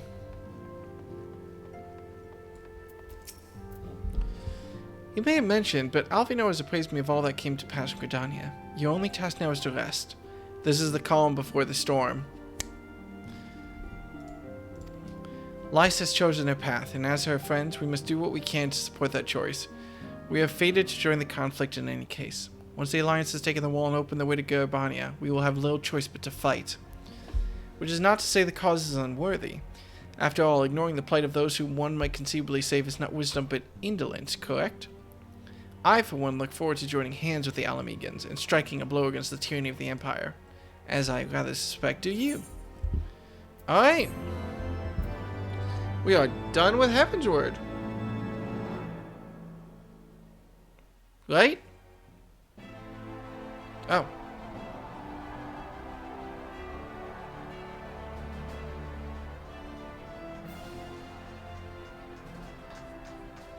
Quick march! The Imperials will soon come to their senses, and we must be ready to face their retribution.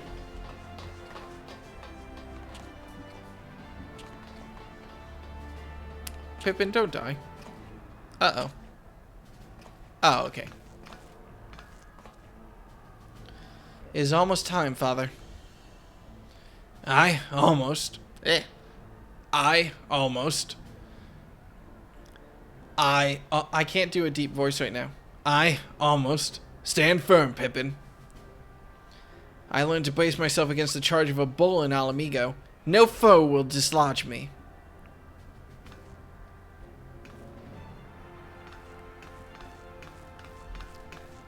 My left arm hurt all of a sudden.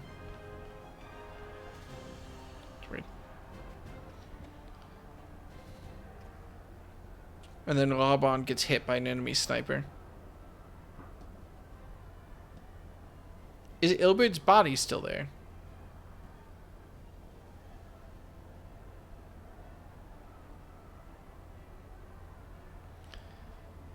Very well, Ilberd.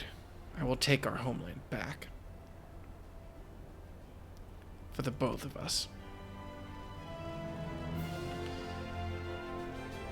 Fair. Okay. Sure. Uh-oh. Garlemald.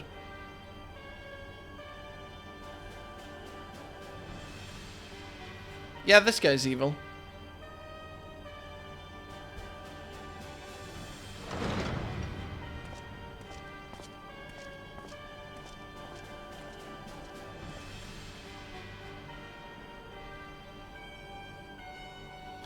The choice of animals seems weird. Like, they have a female lion, a griffin, and then a male lion. Where?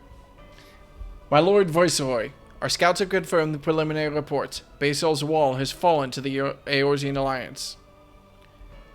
The hunt for the Omega and the unknown icon continues. Though both yet elude us. Oh, sorry. My Lord, their battle caused considerable damage across the region. Should we perchance divert some of our forces from the search to undertake necessary reconstruction work? That's a no. Forgive me, my lord. I did not.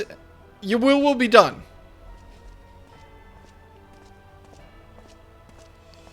Oh, we're in Alamigo right now. That makes sense. Unknown. My spies tell me the Domans call it Shinryu, and that proved a match for Omega. Yes, the coming days promise to be most interesting. Most interesting. I'm just saying, if you look like that, if your face... Oh, that's his face. That makes sense. If your face mask is a skull with a gas mask on it, first off, you're very cool. Second off, definitely evil. At the far edge of fate, the road begins anew. The heroes look to eastern skies and behold their crimson hue. A dawn of liberation, a gathering storm of blood. Okay. Alright, that's it, isn't it? This starts Stormblood. Alright, let's finish our notes. It's really, really, really over. This is it. The final notes update.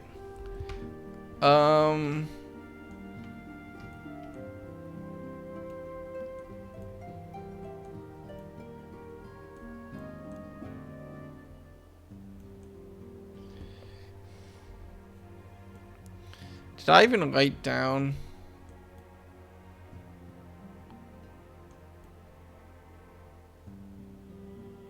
What is the name of the girl from Adoma? I cannot remember her name. Shit, what is it?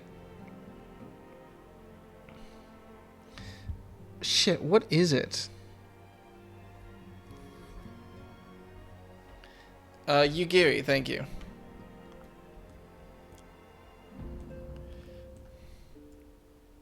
I'm just gonna write this. Activated easily. And then after it's activated,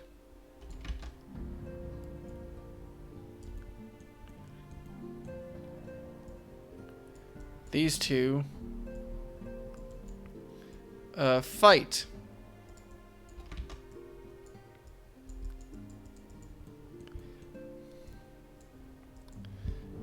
Both seemingly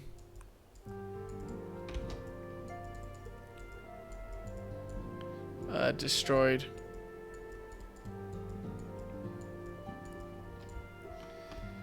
I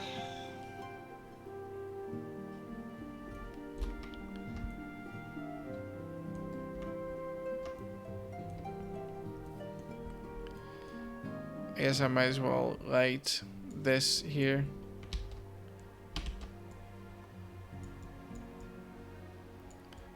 Bonus. When the cocoon broke, Ida, in quotes now, tattoo, faded. I'm gonna be honest, this is also dumb. It is very silly to me that Papa Limo was keeping a fake tattoo on her for 6 years and she didn't just like get a tattoo. Like, I'm sure there are reasons. I'm sure it's a magical tattoo or some shit, but like, really?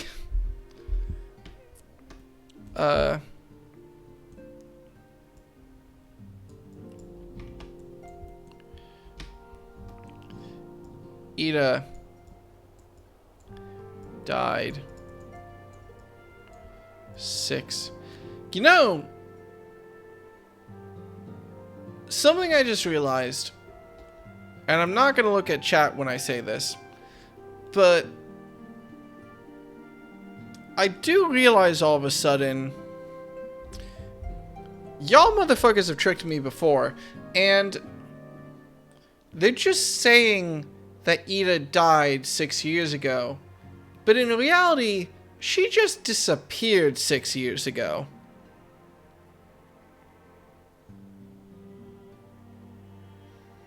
There's a lot of ways that could be resolved, and I am very hopeful that I'm getting tricked here, and that Ida and Lies are gonna reunite, and it's gonna be a hell of a character moment. It would be very fascinating to meet Ida after fake knowing her through the entirety of ARR and Heavensward. But will they pull that trigger? Probably not. But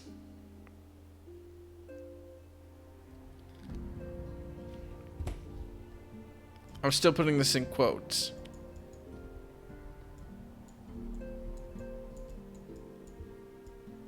Am I a genius or am I overly hopeful? Based on how much people hype up how good Final Fantasy's rating is, I'm willing to say 50-50.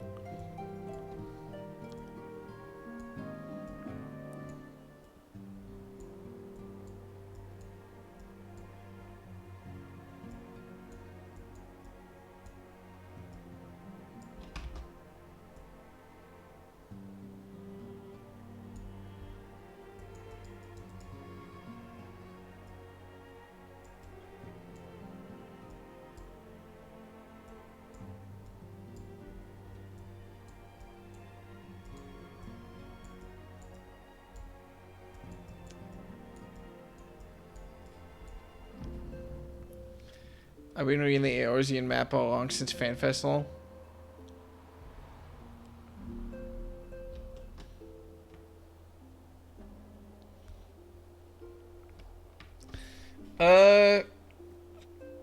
Cool.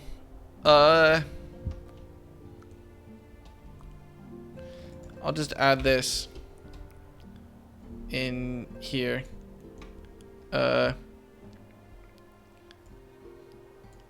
Go sit.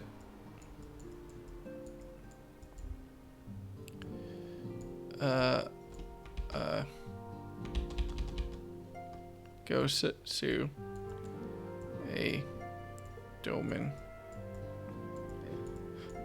samurai calls Yugiri back to Doma. That's basically everything that happened with him, and I'll go ahead and write over here just with why not, just because he showed up. Grin Blot, incompetent,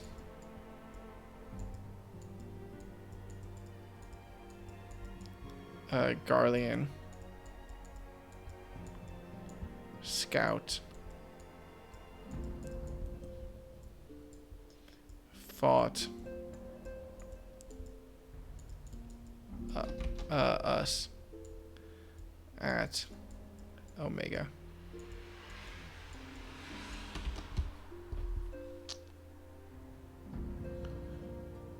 I have some terrible news about your joke, Will. Lise is pronounced like Lise. Look! I know. I saw what you said. However, I'm keeping the badum tis in. Also, I swear, whatever, yeah.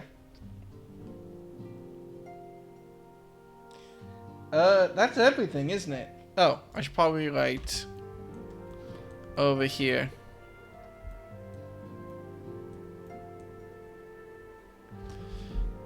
Real fast.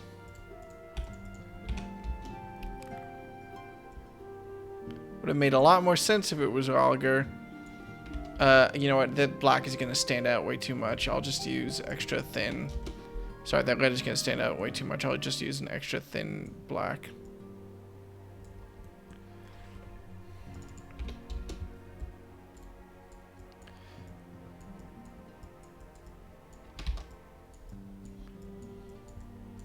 So it was actually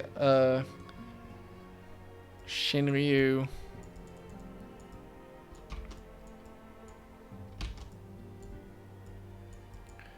a Doman dragon, and then I'm just going to put a bunch of question marks here, because what the fuck? Like, okay, sure.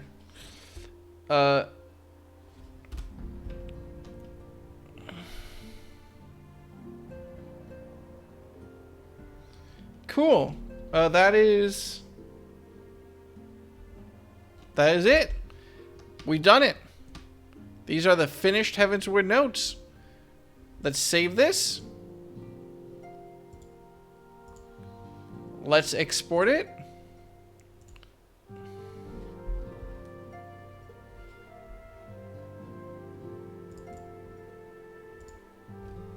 Let's tweet it.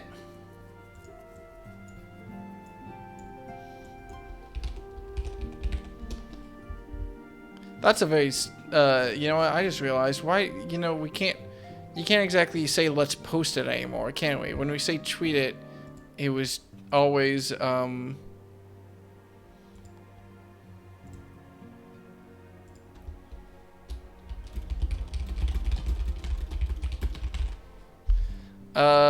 let's see. Anyway, I need to grab my thing real quick.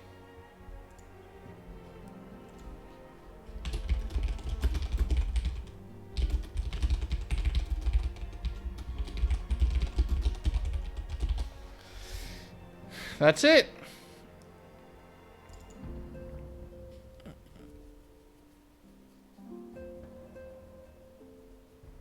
That's not the right notes. Did I not export it, actually?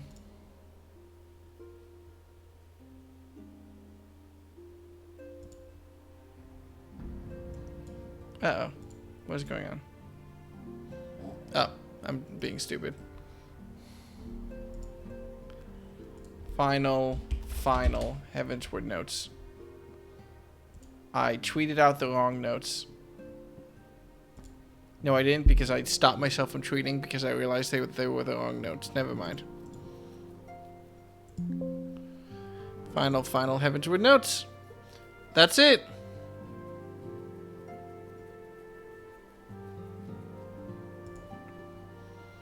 We did it. For anyone who wants it, here's the link. That's the notes. Yeah. I really appreciate these notes because Ozzy's Law is just off in his corner, not even connected to anything. That's how unimportant Ozzy's Law kind of was as a concept. Cool.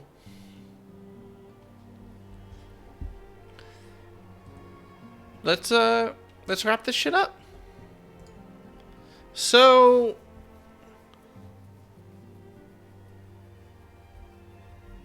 now what? I'm definitely not starting. Oh, we have a trailer to watch. Let me pull that shit up. Can I watch it from in-game? Or is it better just pull... I'm pulling it up on YouTube, but if I can watch it in-game, now is the time to tell me.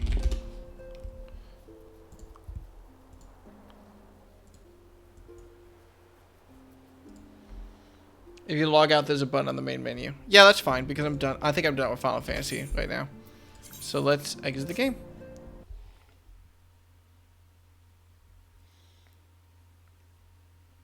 I just exited the game, not logged out of the game. That's fine. I just... fucking stupid. It's fine. It's fine. It's fine. It's fine. It's fine. Give me like 1 second to boot Heavensward backs up. Yeah, I know. I dumb. I'm a little bit stupid. It's okay. All I gotta do is actually get back in. Take like 5 seconds.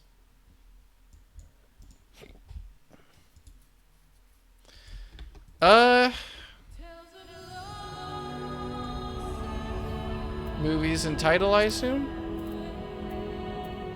Stormblood demo and title.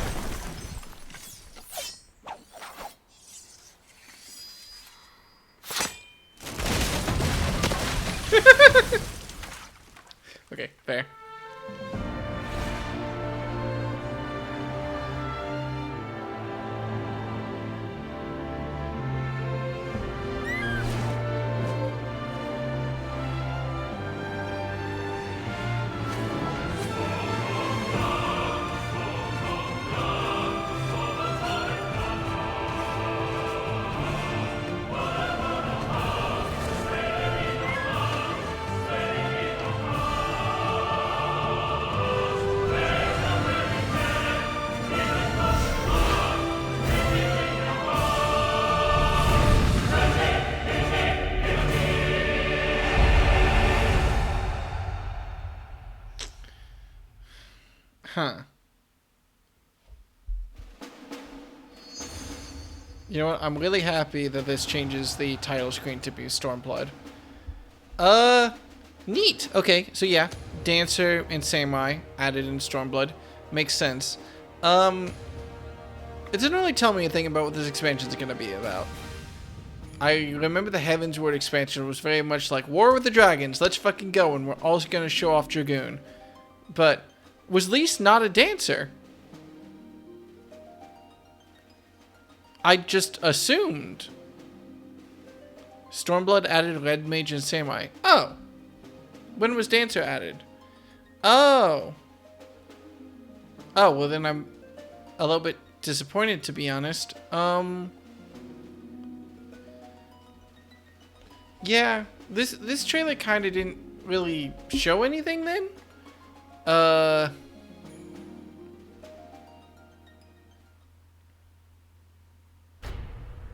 really kind of assumed that they were just showing off being Dancer. I also will be honest, the fact that it was Super Dragon Ball, I was like, oh, that's a little bit silly. And then I remembered that we could use magic to summon giant fucking explosions all the time. And I was like, actually, I'm cool with people being this strong in the martial arts. They really should. People complain in D&D all the time about, Actually, my thought process were going to be people complain in D&D all the time about magic people being able to do cool shit and martial classes not being able to do cool shit. Why don't they just make it so that the martial classes can do cool shit? And I remember that was D&D 4th edition and nobody liked it. That's an exaggeration. People loved the combat system. People hated the RPG system.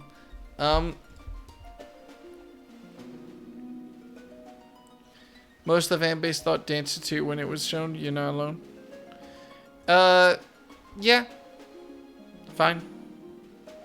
No showing of Gunbreaker though, so it knocks it down a peg in my books. It almost makes me feel like I should pick up Samurai for this expansion, just because it's probably going to be the thematic class of the expansion. Because Ninja was already in by this point, right? But you'll see Gunbreaker in the Shadowbringer trailer. You know when it's a thing. Wait, I'm sorry. Was Gunbreaker not added in Stormblood? I thought Gunbreaker was added in Stormblood. Was Gunbreaker added in Shadowbringer? Oh. Huh. I mean,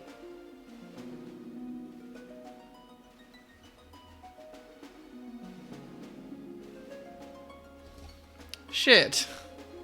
The whole reason I was so excited to pick up Gunbreaker was because I thought it was added with Stormblood. I was like, that's the level 60 job. That we're swapping to TF2, by the way. I'm a little disappointed because I don't really want to pick up Gunbreaker now because I want to save that for the expansion that it's actually like released in. Oh.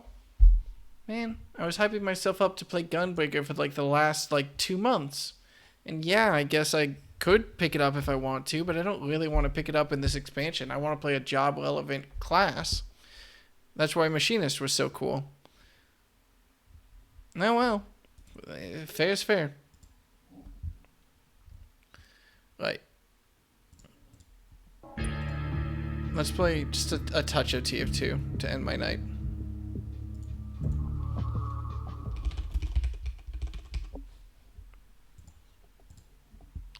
So that raises the question, which class do I want to pick up? Do I want to pick up Red Mage or do I want to pick up Samurai?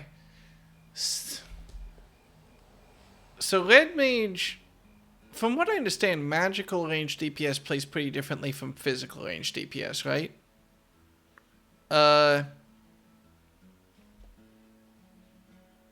Yeah. I'll probably pick up Samurai.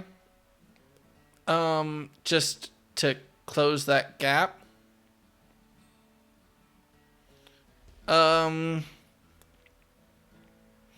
It feels right because I played with a ranged DPS in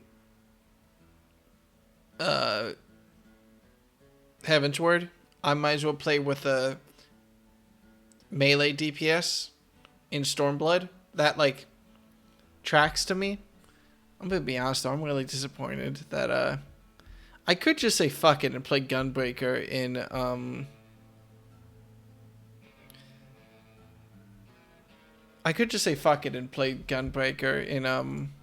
Stormblood, but it just feels wrong.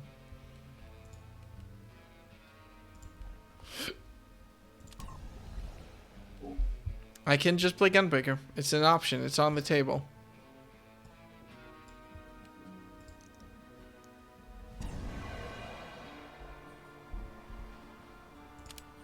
Tracking towards studying the sword after studying. Yeah, I'll probably pick up Samurai. I don't know though. I just don't feel that interested in Samurai. Maybe I'll get more interested in it after trying out the class. What we'll probably do is we'll just play White Mage until the point that we can unlock the classes. And then maybe I'll worry about it.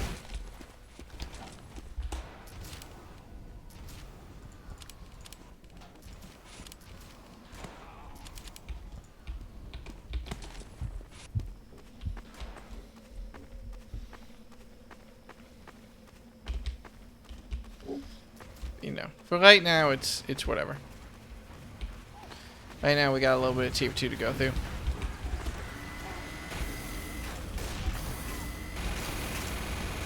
I do not want to expose myself to a sniper. Oh! That's the other thing I should have been looking out for better. Samurai and Red Mage are, in fact, both in Ul'dah. Neat. Makes it a little bit easy. God, I hope the engineer put down a teleporter. This asshole. It looks like the line is collapsing over there. I don't know how hard I want to push this. Maybe I can save it. The control point is being captured.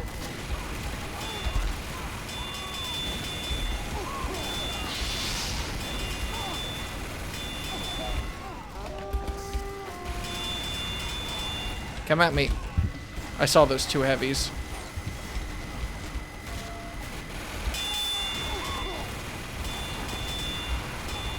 Oh, the shit, they captured the point. Alright, well, I held it back for a little bit. Okay, I'll probably just do the opening quest for Red Mage and Samurai and then pick to get a feel for it. I'm more optimistic. But we'll have to see how it goes. This engineer is not gonna help us. That's fine. I have to get to the point before they just completely swipe over it.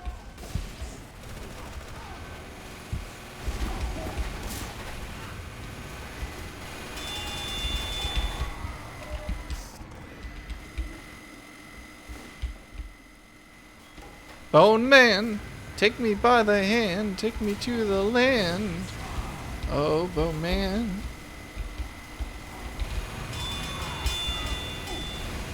Yeah, this is a dumb place for me to be. This won't help as much as I need to. Oh, that is very fair.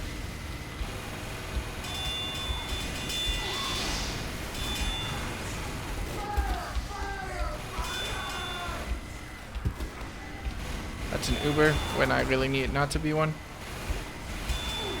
That's a soldier when I really need it not to be one.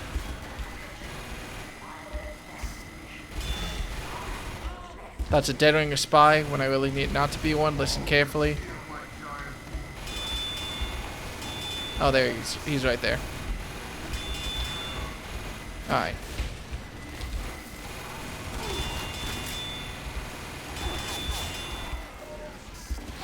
Yeah, that's fair. Desperation sandwich.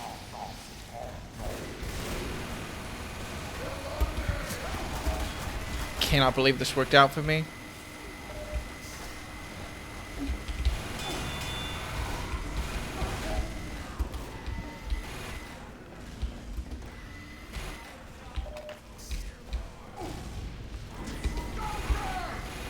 Oh, thank God.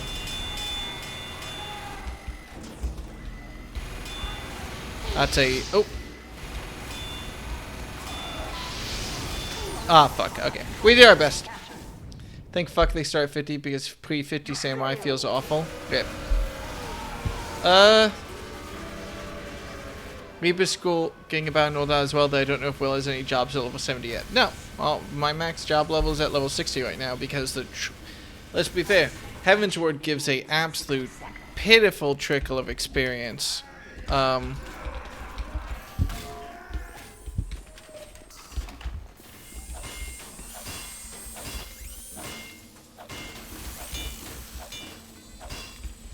Heavensward gives an absolute pitiful trickle of experience.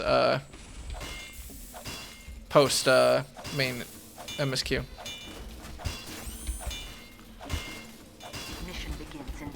God bless these actual supportive teammates swapping. One of them swapped to engineer. I need that soldier to whip me. Whip me! Whip me, you fool! We're just gonna do the default position for a lot of this shit. Mission begins in 10 seconds. You're on. 4, 3, 2, 1.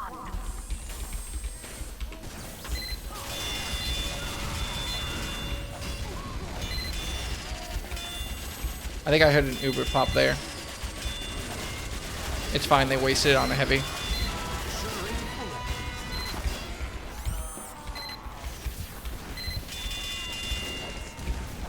God bless.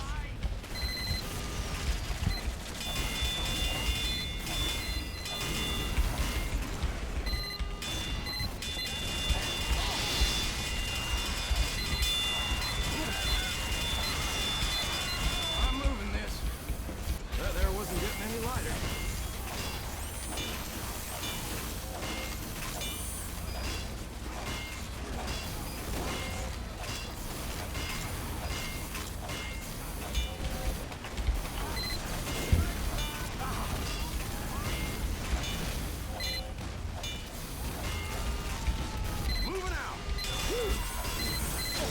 Damn it! Alright, well, I was gonna lose there anyway. It's probably time for me to start setting... No, we might actually be fine. We might actually be able to hold this. Where's the other engineer? We don't have another engineer. That makes sense.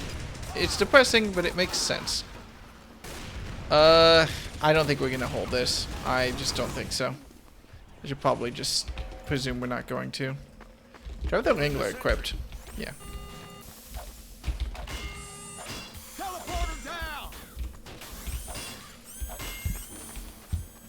Sorry, guys.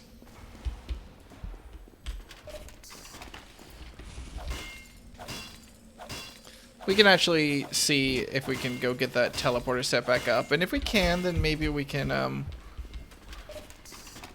if we can get a teleporter set back up, we could upgrade the turret and then teleport back. We have that, capacity. Enemy hacker? Oh, no. Who's hacking? Neither of these guys seem that suspicious.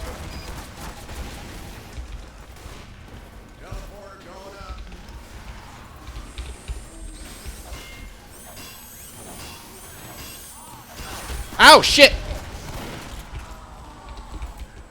We're good.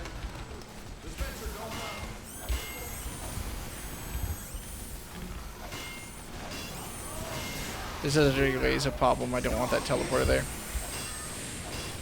Oh shit, hi, you're not on my team. That's fair. That's very understandable. Okay. Thank fuck they started low. Okay. Sorry, wasn't paying attention. Well, we tried. We're apparently still holding the line pretty well.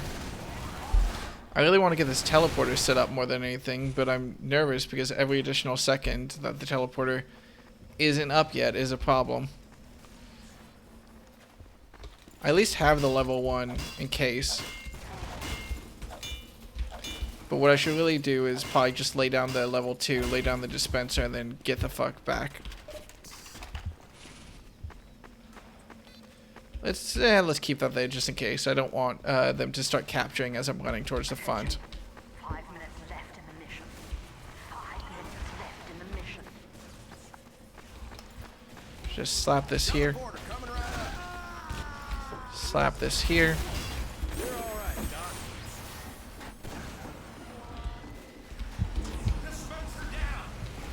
Oh, you dickhead.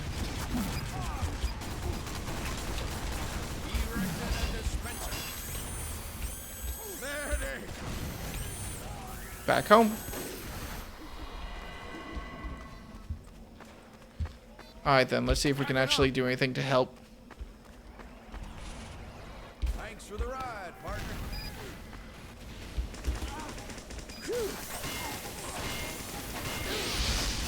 That's fair. That is that. Alright, that's the teleporter destroyed, and that is us definitely falling back. Okay. Oh no, the scout! No, they were waiting! Fuck. Alright. Well, back to point 3. Lol. I'll get them a lol. They screamed out enemy noob. I do not think they deserve their lol anymore. Mission begins in 60 seconds.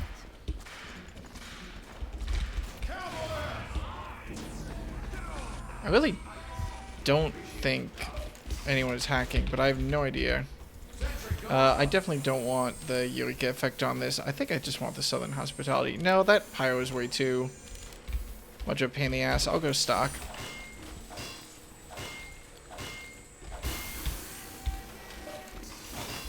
Mission begins in 30 seconds.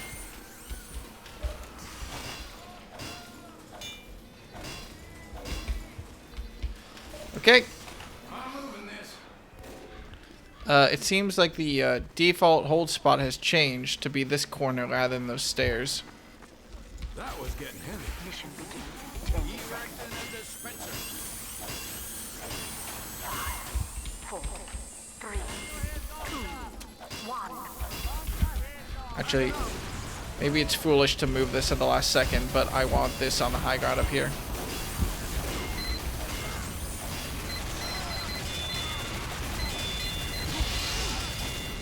God damn it, do they actually have line of sight on me? Have I fucked this up?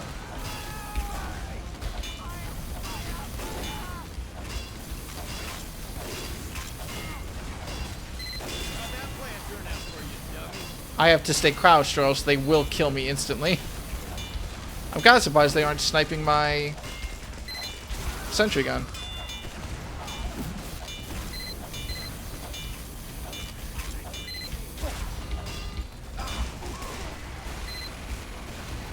Yep, time to move this.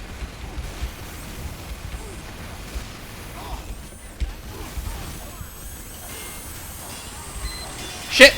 Damn it! Oh, fuck. Well, they have the level 3 dispenser, so all is not lost. How did that heavy even get up there? That was me being a bit of a whoopsie. I'll be free with that.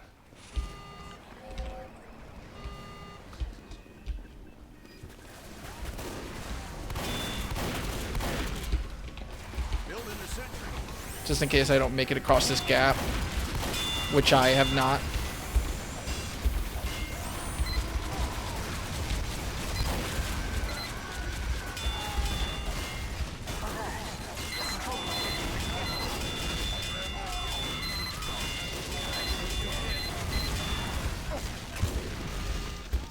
Go on, get.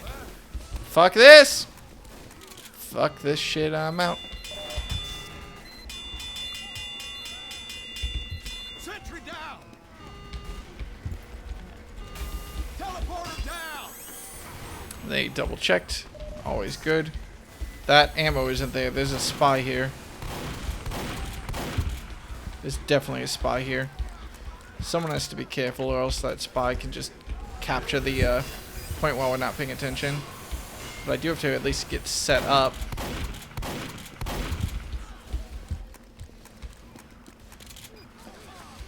Some shit's going down. I'm sure it'll be fine.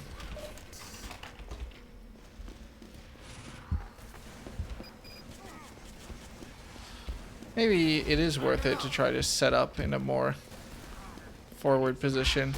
That was getting heavy. Now, if they go in the underpass, that's a problem. A spy backcapping is 100% something that could happen here. That was getting heavy.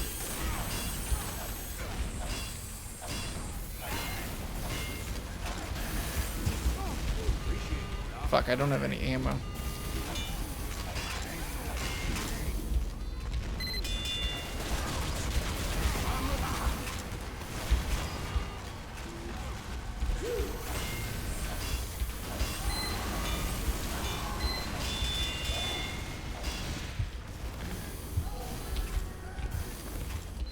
We might have held them off. They might. I'm scared of. I'm so terrified of them backcapping right now.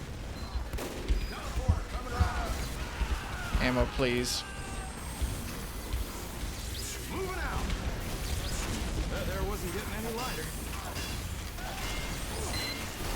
Shit! No! Okay. Saved it at the last possible second.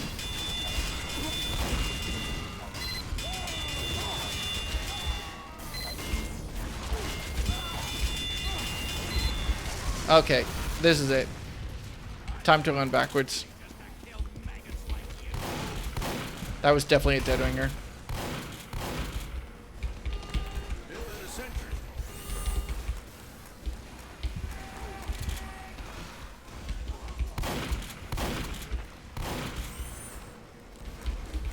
Did they actually hold it? Is that a spy? No, apparently not.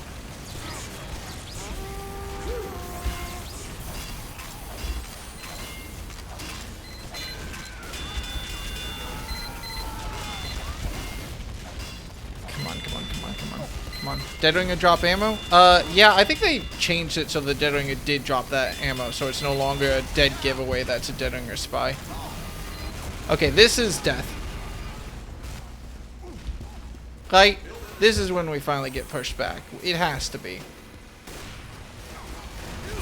And yet, for some reason, we're not all dead yet.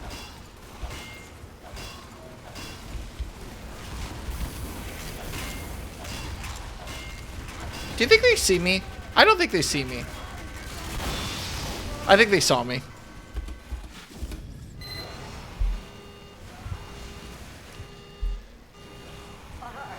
Nope.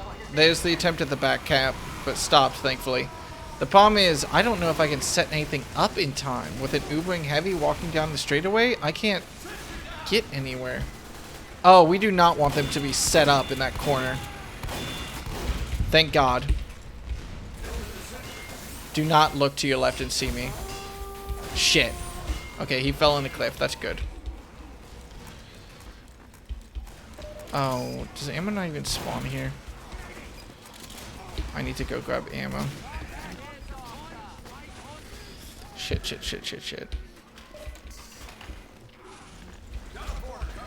Kind of an easy snipe, but whatever. Might as well get it up while I'm trying. I have to get that dispenser up.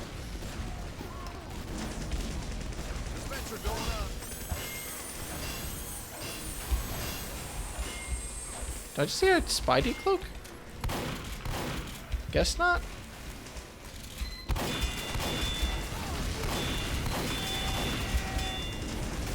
I just got hit by a fucking gas pass. I don't know if that's happened yet. I also don't know how I got full ammo, but that's a question for another time.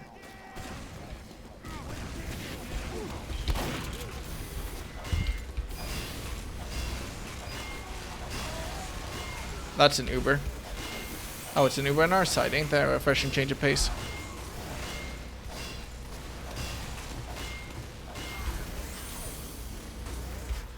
I almost want to set up a sentry gun like there.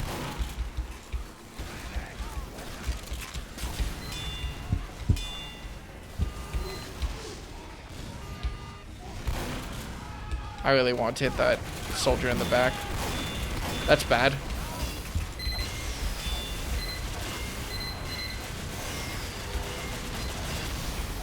I think they got pushed off or something, to be honest, which I'm perfectly fine with.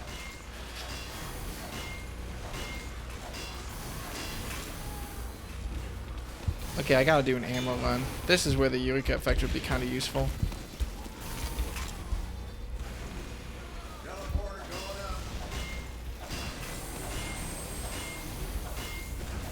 Give me ammo, thank Come on, come on, come on, come on, come on, come on. There we go.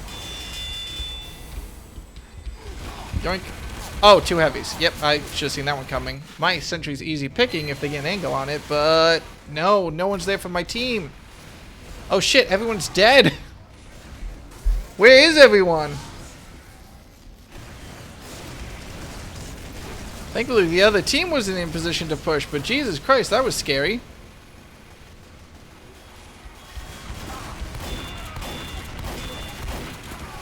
Fuck, I didn't even realize there was a heavy soldier there.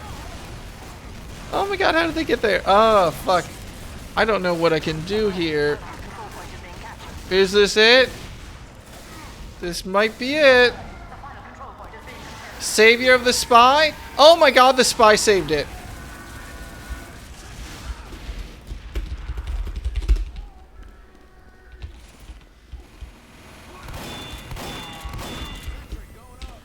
Absolutely not. Okay, maybe.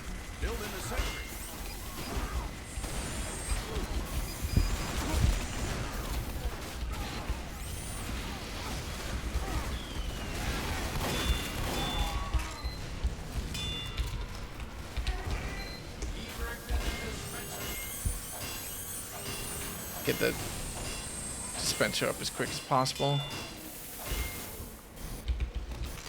Reposition it slightly so that's more useful. Grab our... Oh, run just straight over that grenade! Hi. Okay, that works. Maybe I should swap to the Frontier Justice. I don't know if I have enough kills for it to matter yet, but it would make me feel better. Alright, and no, it doesn't matter. Oh, hey, the enemy team again. This raises questions and problems and concerns. I don't know if I'm being a very effective engineer at this point, because my sentry gun isn't exactly last. Oh my god!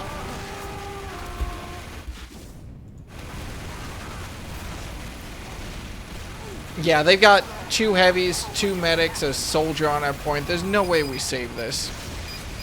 No, that's GG. Oh my god. There's no way we save this, right? GG, there we go. Alright. Damn. Alright, they did a very great job of me just not being able to get a nest up. I just wasn't able to get it. Mission begins in 60 seconds. Alright, what do I want to play on attack? I mean, support engineer on attack is very well and good. I think I'll be the heavy. I'll take the Tomislav, though. I want the extra accuracy for longer fights. Not the Natasha. Not the Hulong Heater. Not the Natasha again. Where's my Tomislav? There it is. Jesus. For a second there, I didn't see it, and I was like, it's gone! I'm gonna duck out, have fun, Will. Bye, guys. Have a good night. I'm not gonna play for that much longer, to be fair. I should probably just play this round and then go to bed. But I just really want to play some more TF2.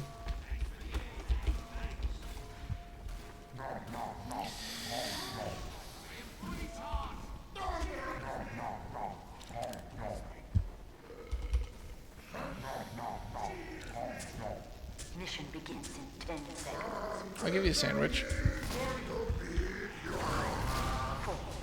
3, 2, 1.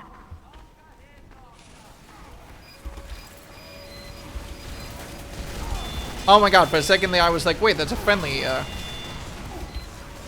Southern Hospitality, alright. Oh, I don't have my sandwich because I threw it at that person.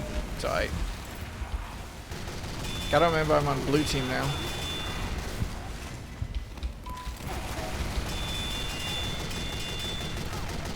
I'm also a very easy target for any spy who feels like it right now. Thankfully there's no snipers.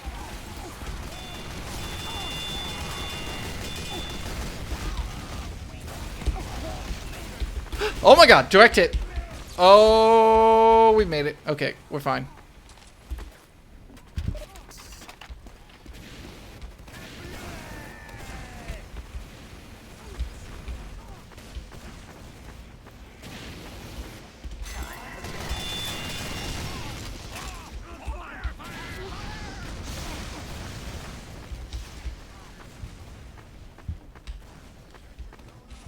Oh god, they haven't gotten their sentry up.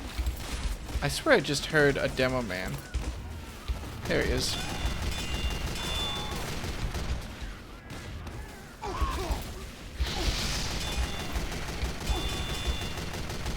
Oh my god, someone open the door! Damn it. Why waking them up? I believe in this spy. Okay, well, he got a kill.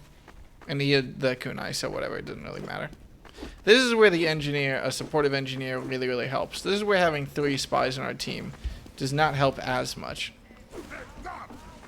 Someone popped in Uber. Was it our team or was it the enemy team? Oh god, do they have a flog set up? That looks... Alright. And I did not help.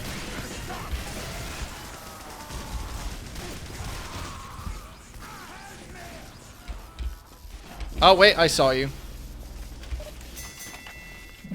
Ah, it's just Saved by the Bell. Okay. Do I still want to be an heavy? God bless our 3 spies, but if it works, it works. Yeah, I'll keep being a heavy.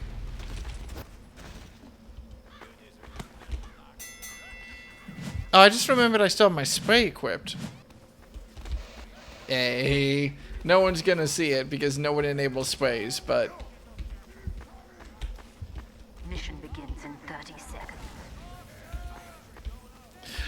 I love that spray. When I first installed it, I knew that I really wanted to backstab someone at the TF2 event and spray it on the wall. Unfortunately, I was a completely trash spy throughout the entire TF2 event, all the way up until the very end, where I got bored and tried out spy again. And turns out that when there's not like 12 new players, they are not equipped to handle spy just through lack of numbers. And they do not enjoy it. Fuck that shit, I'm out.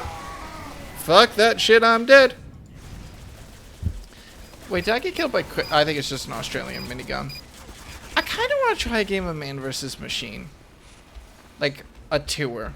Because I don't think I've ever done a tour of man versus machine. You're a spy, aren't you? Nope, you're not.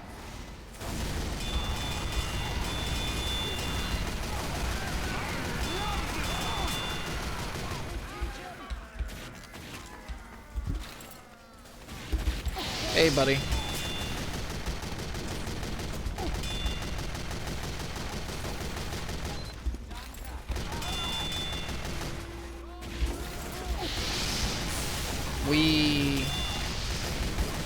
Okay, fuck that. There's an Uber. Fuck. Alright. I wonder if I could get a teleporter onto the point. I mean, that would seal their fate, even if they hold out. I'm sorry, hang on. I know I said I wouldn't have a high interest in engineer on attack, but I just really want to try this. Even though, never mind, it doesn't matter because we win. No! We got pushed back.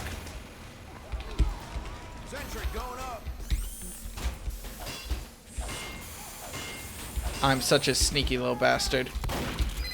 That's a spy. That is not a spy.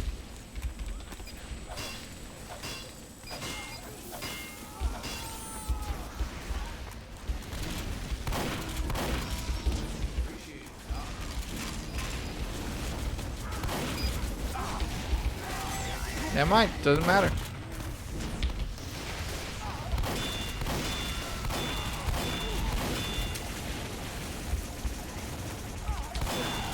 Owie! Alright. That's fine. I didn't even see the backstab go off right as I clicked away. Alright. Let's get this teleported upgraded. Honestly, just having 2 medics, I don't think this push is going to be that hard. But let's at least get a teleport up for the team. And then last round of Dust Bowl, I'll swap and play something that is an engineer. But, you know. Do I want to grab my sentry? It would probably help just to grab it real quick and make things nice and easy for me. Even though, to be honest, I kind of expect to get sniped by someone on the way back. Alright, so yoink that. I'm moving this. I felt so happy about getting a sneaky teleporter in, but I guess it should not surprise me that if I, as an engineer, was able to get in. Like, oh, that's bad.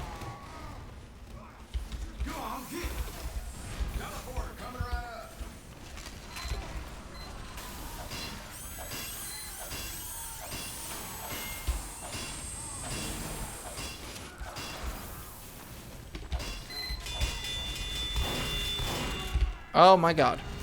I think that was crit flog. I count my lucky stars every day. You're just stupid. You almost got it though. I thought I was gonna get matadored by that spy. I thought it was an enemy spy and I thought I was dead.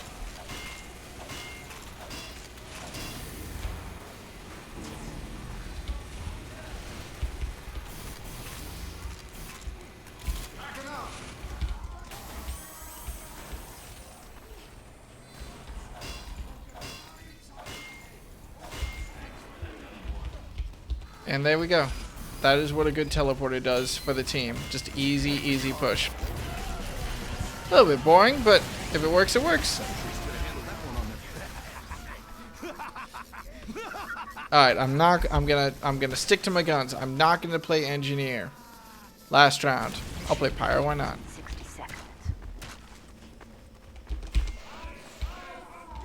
I'm waiting to see if anyone reacts to my spray. No one! Damn, I don't think anyone has sprays enabled. I'll put it up here. I have to wait for it to come back. There we go. So, here's the thing. How many soldiers do they have? I'm looking for soldiers that I can reflect. Playing against a flog pyro. Are you gonna Uber me? I should probably swap.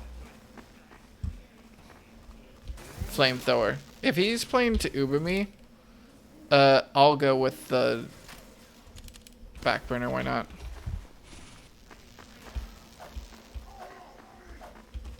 Nope, I gave up my Uber the second I ran away. 5, 4, 3, 2, 1. That's a sentry gun in a poor spot. I can get that. Oh my god!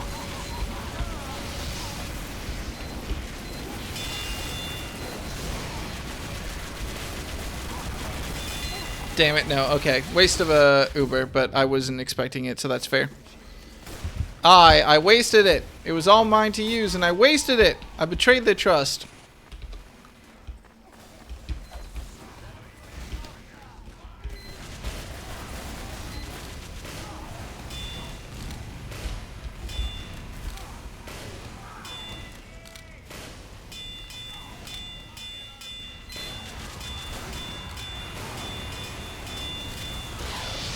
I'm just doing my best.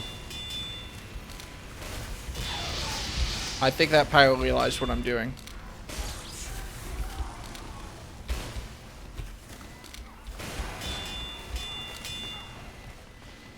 I should probably help my team up here. Save that sniper's life. Damn it! Oh, I timed the reflect wrong.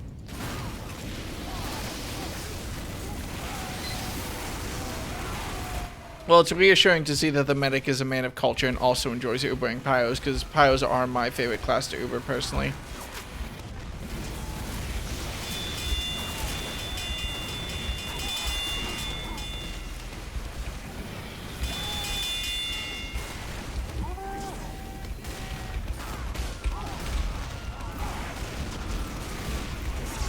Oh, fuck, okay.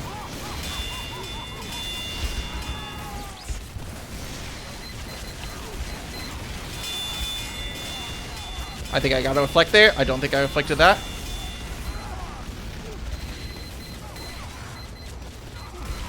Oh my god! Damn it! Oh, I wasn't able to get... Oh, I did get it!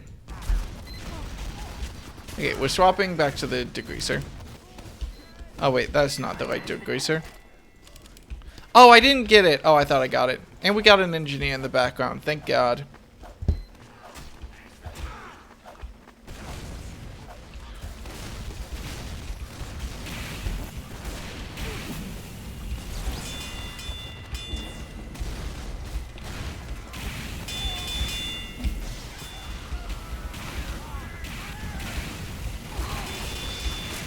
That's fair. And there's a teleporter there too, and a level 1 sentry. Shit.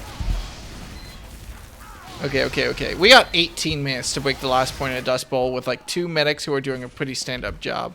I think we got this in us. Should be fine. That's a spy.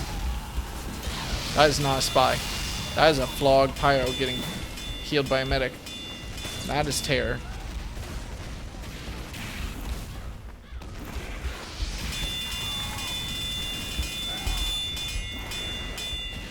I just saved that demo man's life. Please help me. Ow. Okay, there's no way I can deflect. Okay. Oh, shit. Okay, that's fair. I walked into that. I just assumed he would be stupid and keep pushing forward. Oh, God. God help me. I want to go engineer. I really do.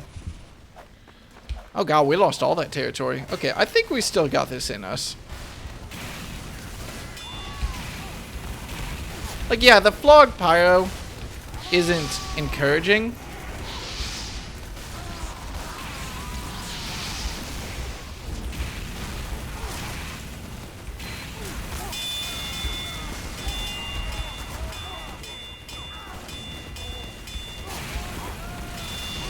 Alright, that's fair.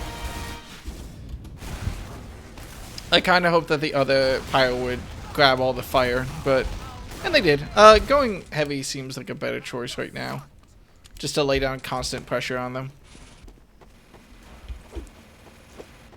They're definitely close range enough. Close range enough and laying down enough heavy firepower that I want the extra survivability.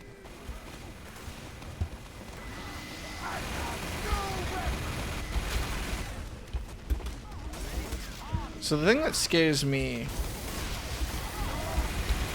Oh, fuck this! Ah, damn it. God, they are getting that Uber up fast. How many fucking medics do they have? They're always getting Ubered. We have to break that teleporter.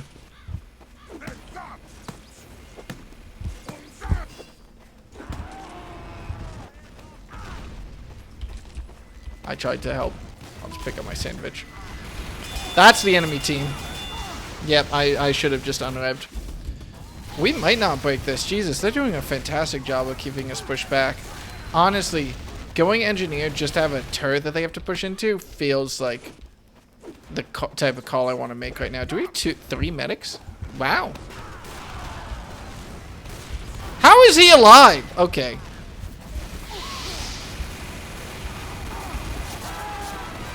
Jesus Christ, they just keep having Ubers.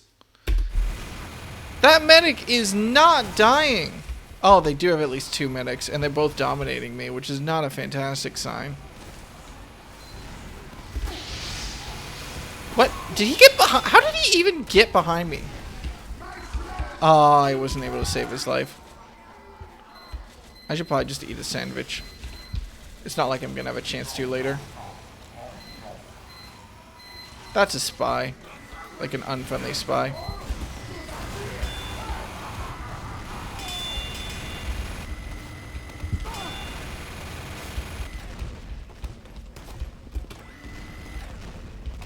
Okay, they pushed a turret up here, which makes me... Oh my god, not again. That guy has a 19 kill streak, Jesus. We have an engineer, that's good. That's something. But they just have so many medics, they're getting Ubers so quick. I don't know how we're going to be able to break this. Having that dispenser will definitely help, though. Fucking Christ. Oh my god. I should just go soldier and do the spam that they're doing. Oh, they have another Uber. They have another fucking Uber. I'm gonna push up and instantly get punished for it.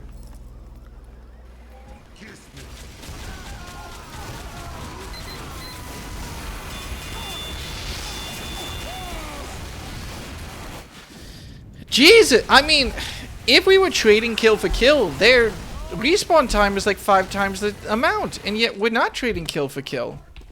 I hate to say it, but I think that Ubering the Pyros isn't helping. I love Ubering pyros, but somehow they have like 2 flogged pyros, and they're still using air blast effectively to reject any oh,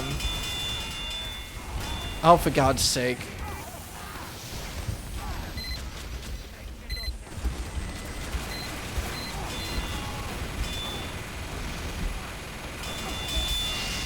That's something. Thank you.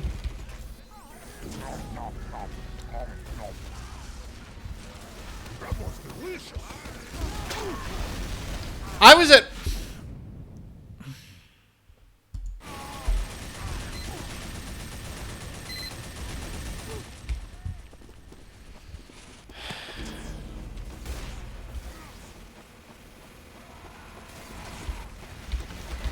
Christ, hello enemy team.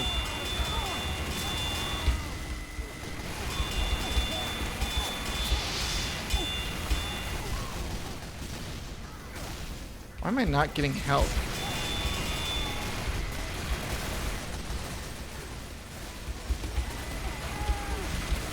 This is a suicide run at least, finally.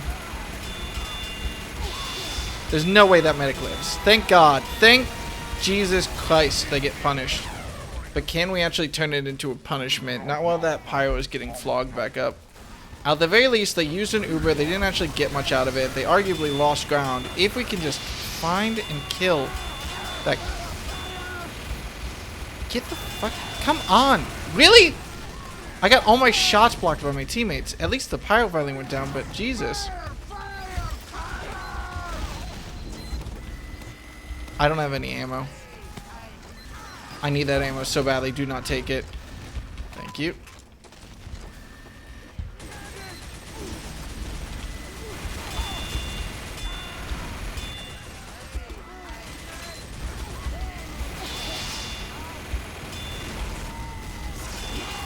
I can't do anything off of this. Kill the medic. Kill the medic. Kill the medic! Damn it! Oh. Fuck, I really thought I had him. If we can do this. We can do this. We can do this. I'm going engineer. It's the best class to be right now. Give me the Jag. I'm gonna need that extra build speed.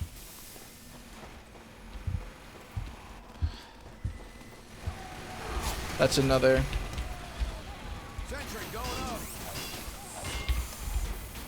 Just slapping that down there so I have it for later. Let's go grab ammo. Maybe the Eureka effect would be better right now, but I just need to get... I just need to be careful. If I can have a level 30 dispenser up as much as anything else, that's what I need.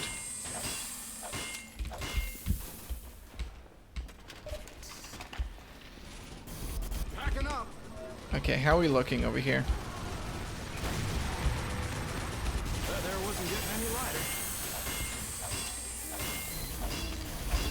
We don't have to worry about a spy, thank God, because no one is stupid enough to play spy in these situations. I'm so sorry, soldier. Soldier, I'm so sorry.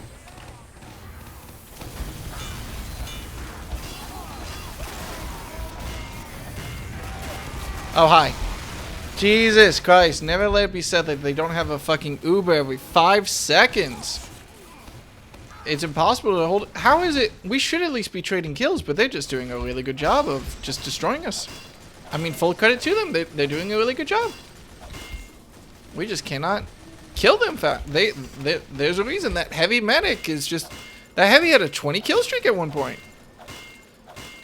Like, fuck, what do you do against that?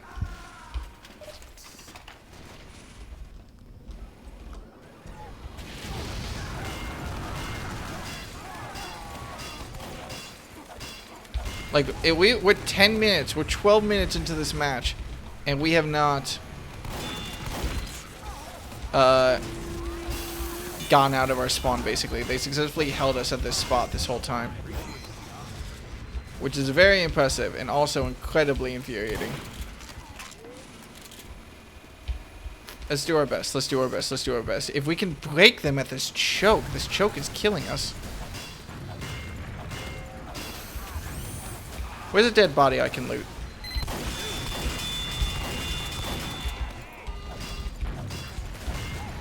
Not my dead body. They're not actually going to push past a level 3 sentry, are they? They might do it. Very reasonable that they do it. Oh my god. Yeah. Jesus Christ. Now we don't have any pyros, so we don't have anyone to air blast them back when they Uber. They are just doing such a good job. There really feels like there's nothing we can do here. Which I'm kind of surprised about after how relatively successful we were. I need to swap to the Eureka effect. Because the minus ammo doesn't really hurt me right now, but the teleport would be very useful.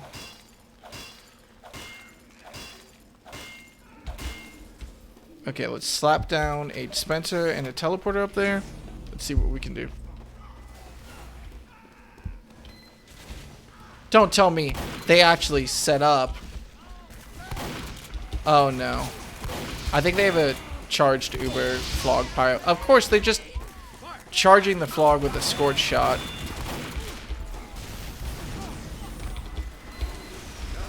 Well, they're probably not at least gonna push back and kill that.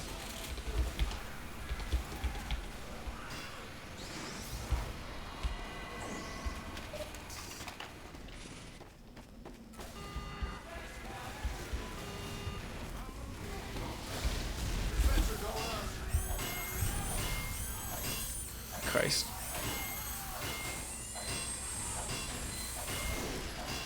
I think that was an Uber getting called. I should have sunk my armor into that first, but oh well.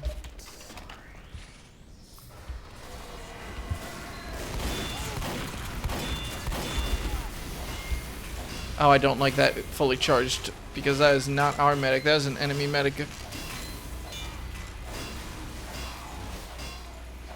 Thank you. Yeah, that is an Uber. Who could have guessed?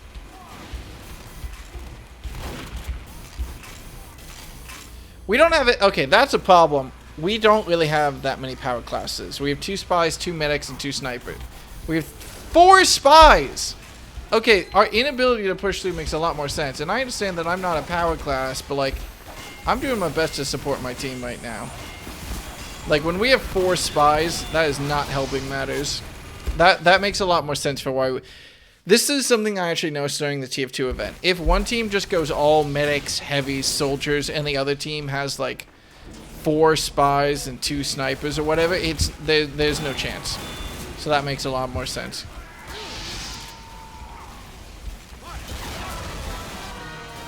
Do we have a...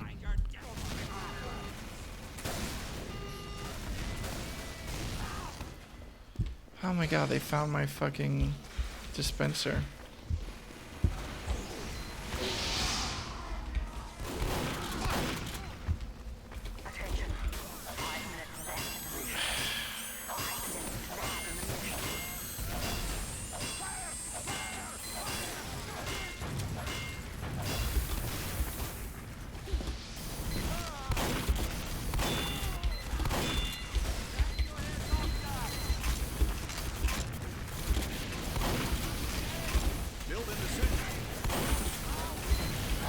Tell me that's a friendly Uber. Please tell me that's a friendly Uber. Okay. At least that fucking Pyro can't piss us off in that corner position anymore. That's an Uber coming in. Fuck this shit.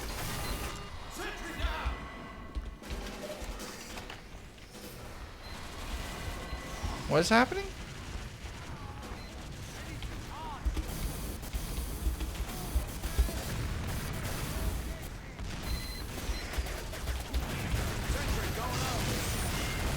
Well, apparently the entire team wanted him kicked, so whatever.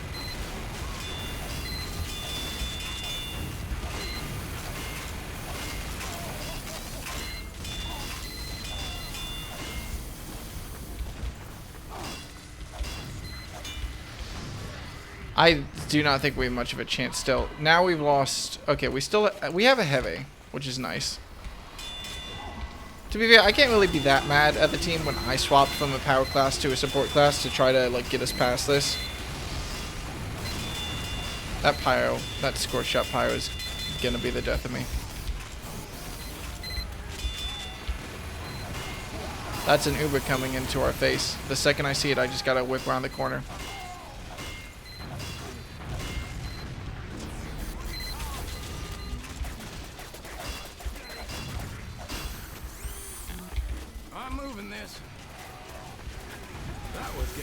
Ah, I don't think I can save my sentry. Yeah. Well, at least I stopped them. Here's the nice thing. Me dying stopped them from actually getting any progress, which is, in fact, something.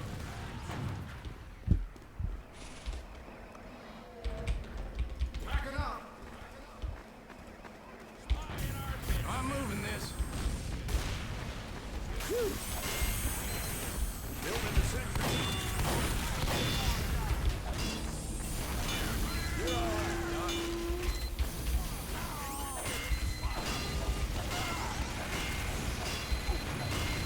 Can we actually get past them? I'm feeling optimistic again. We've only got 2 minutes left, so we'll have to be careful, but did we break them? Oh my god, I think we broke them.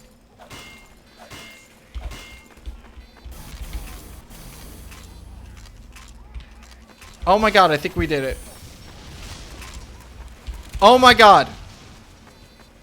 Moving out.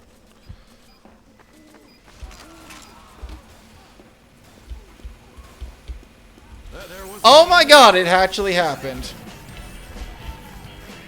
Well, just one good push was all we needed. Wow. There you go. I don't know what happened. I don't know what caused them to break us. What caused them to break, but like, fuck. I'll take it. I also need to go to bed. My mistake for starting to play TF2. With a whopping 2 minutes to go. Yeah, very close. But like, geez, yeah, once we broke their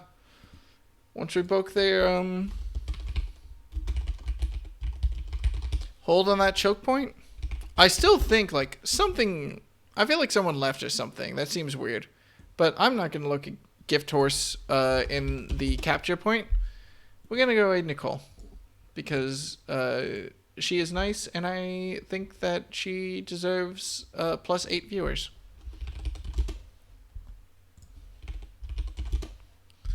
Alright, I don't have a lot to go with. We finished Heavensward. Good for us. Good job, everybody. Imagine not being logged into speedrun.com. Go enjoy Nicole's stream and tell her that she is nice. I think she just PB'd, so that's nice. She might be ending, but that's fine. That makes her her problem. Have a good night. And next stream will probably be more TF2, to be honest, to take a small break from Final Fantasy. But the stream after that, we have got to jump into Stormblood. Let's do it. Goodbye, everybody. I can't believe it. We actually did it. All right. Later.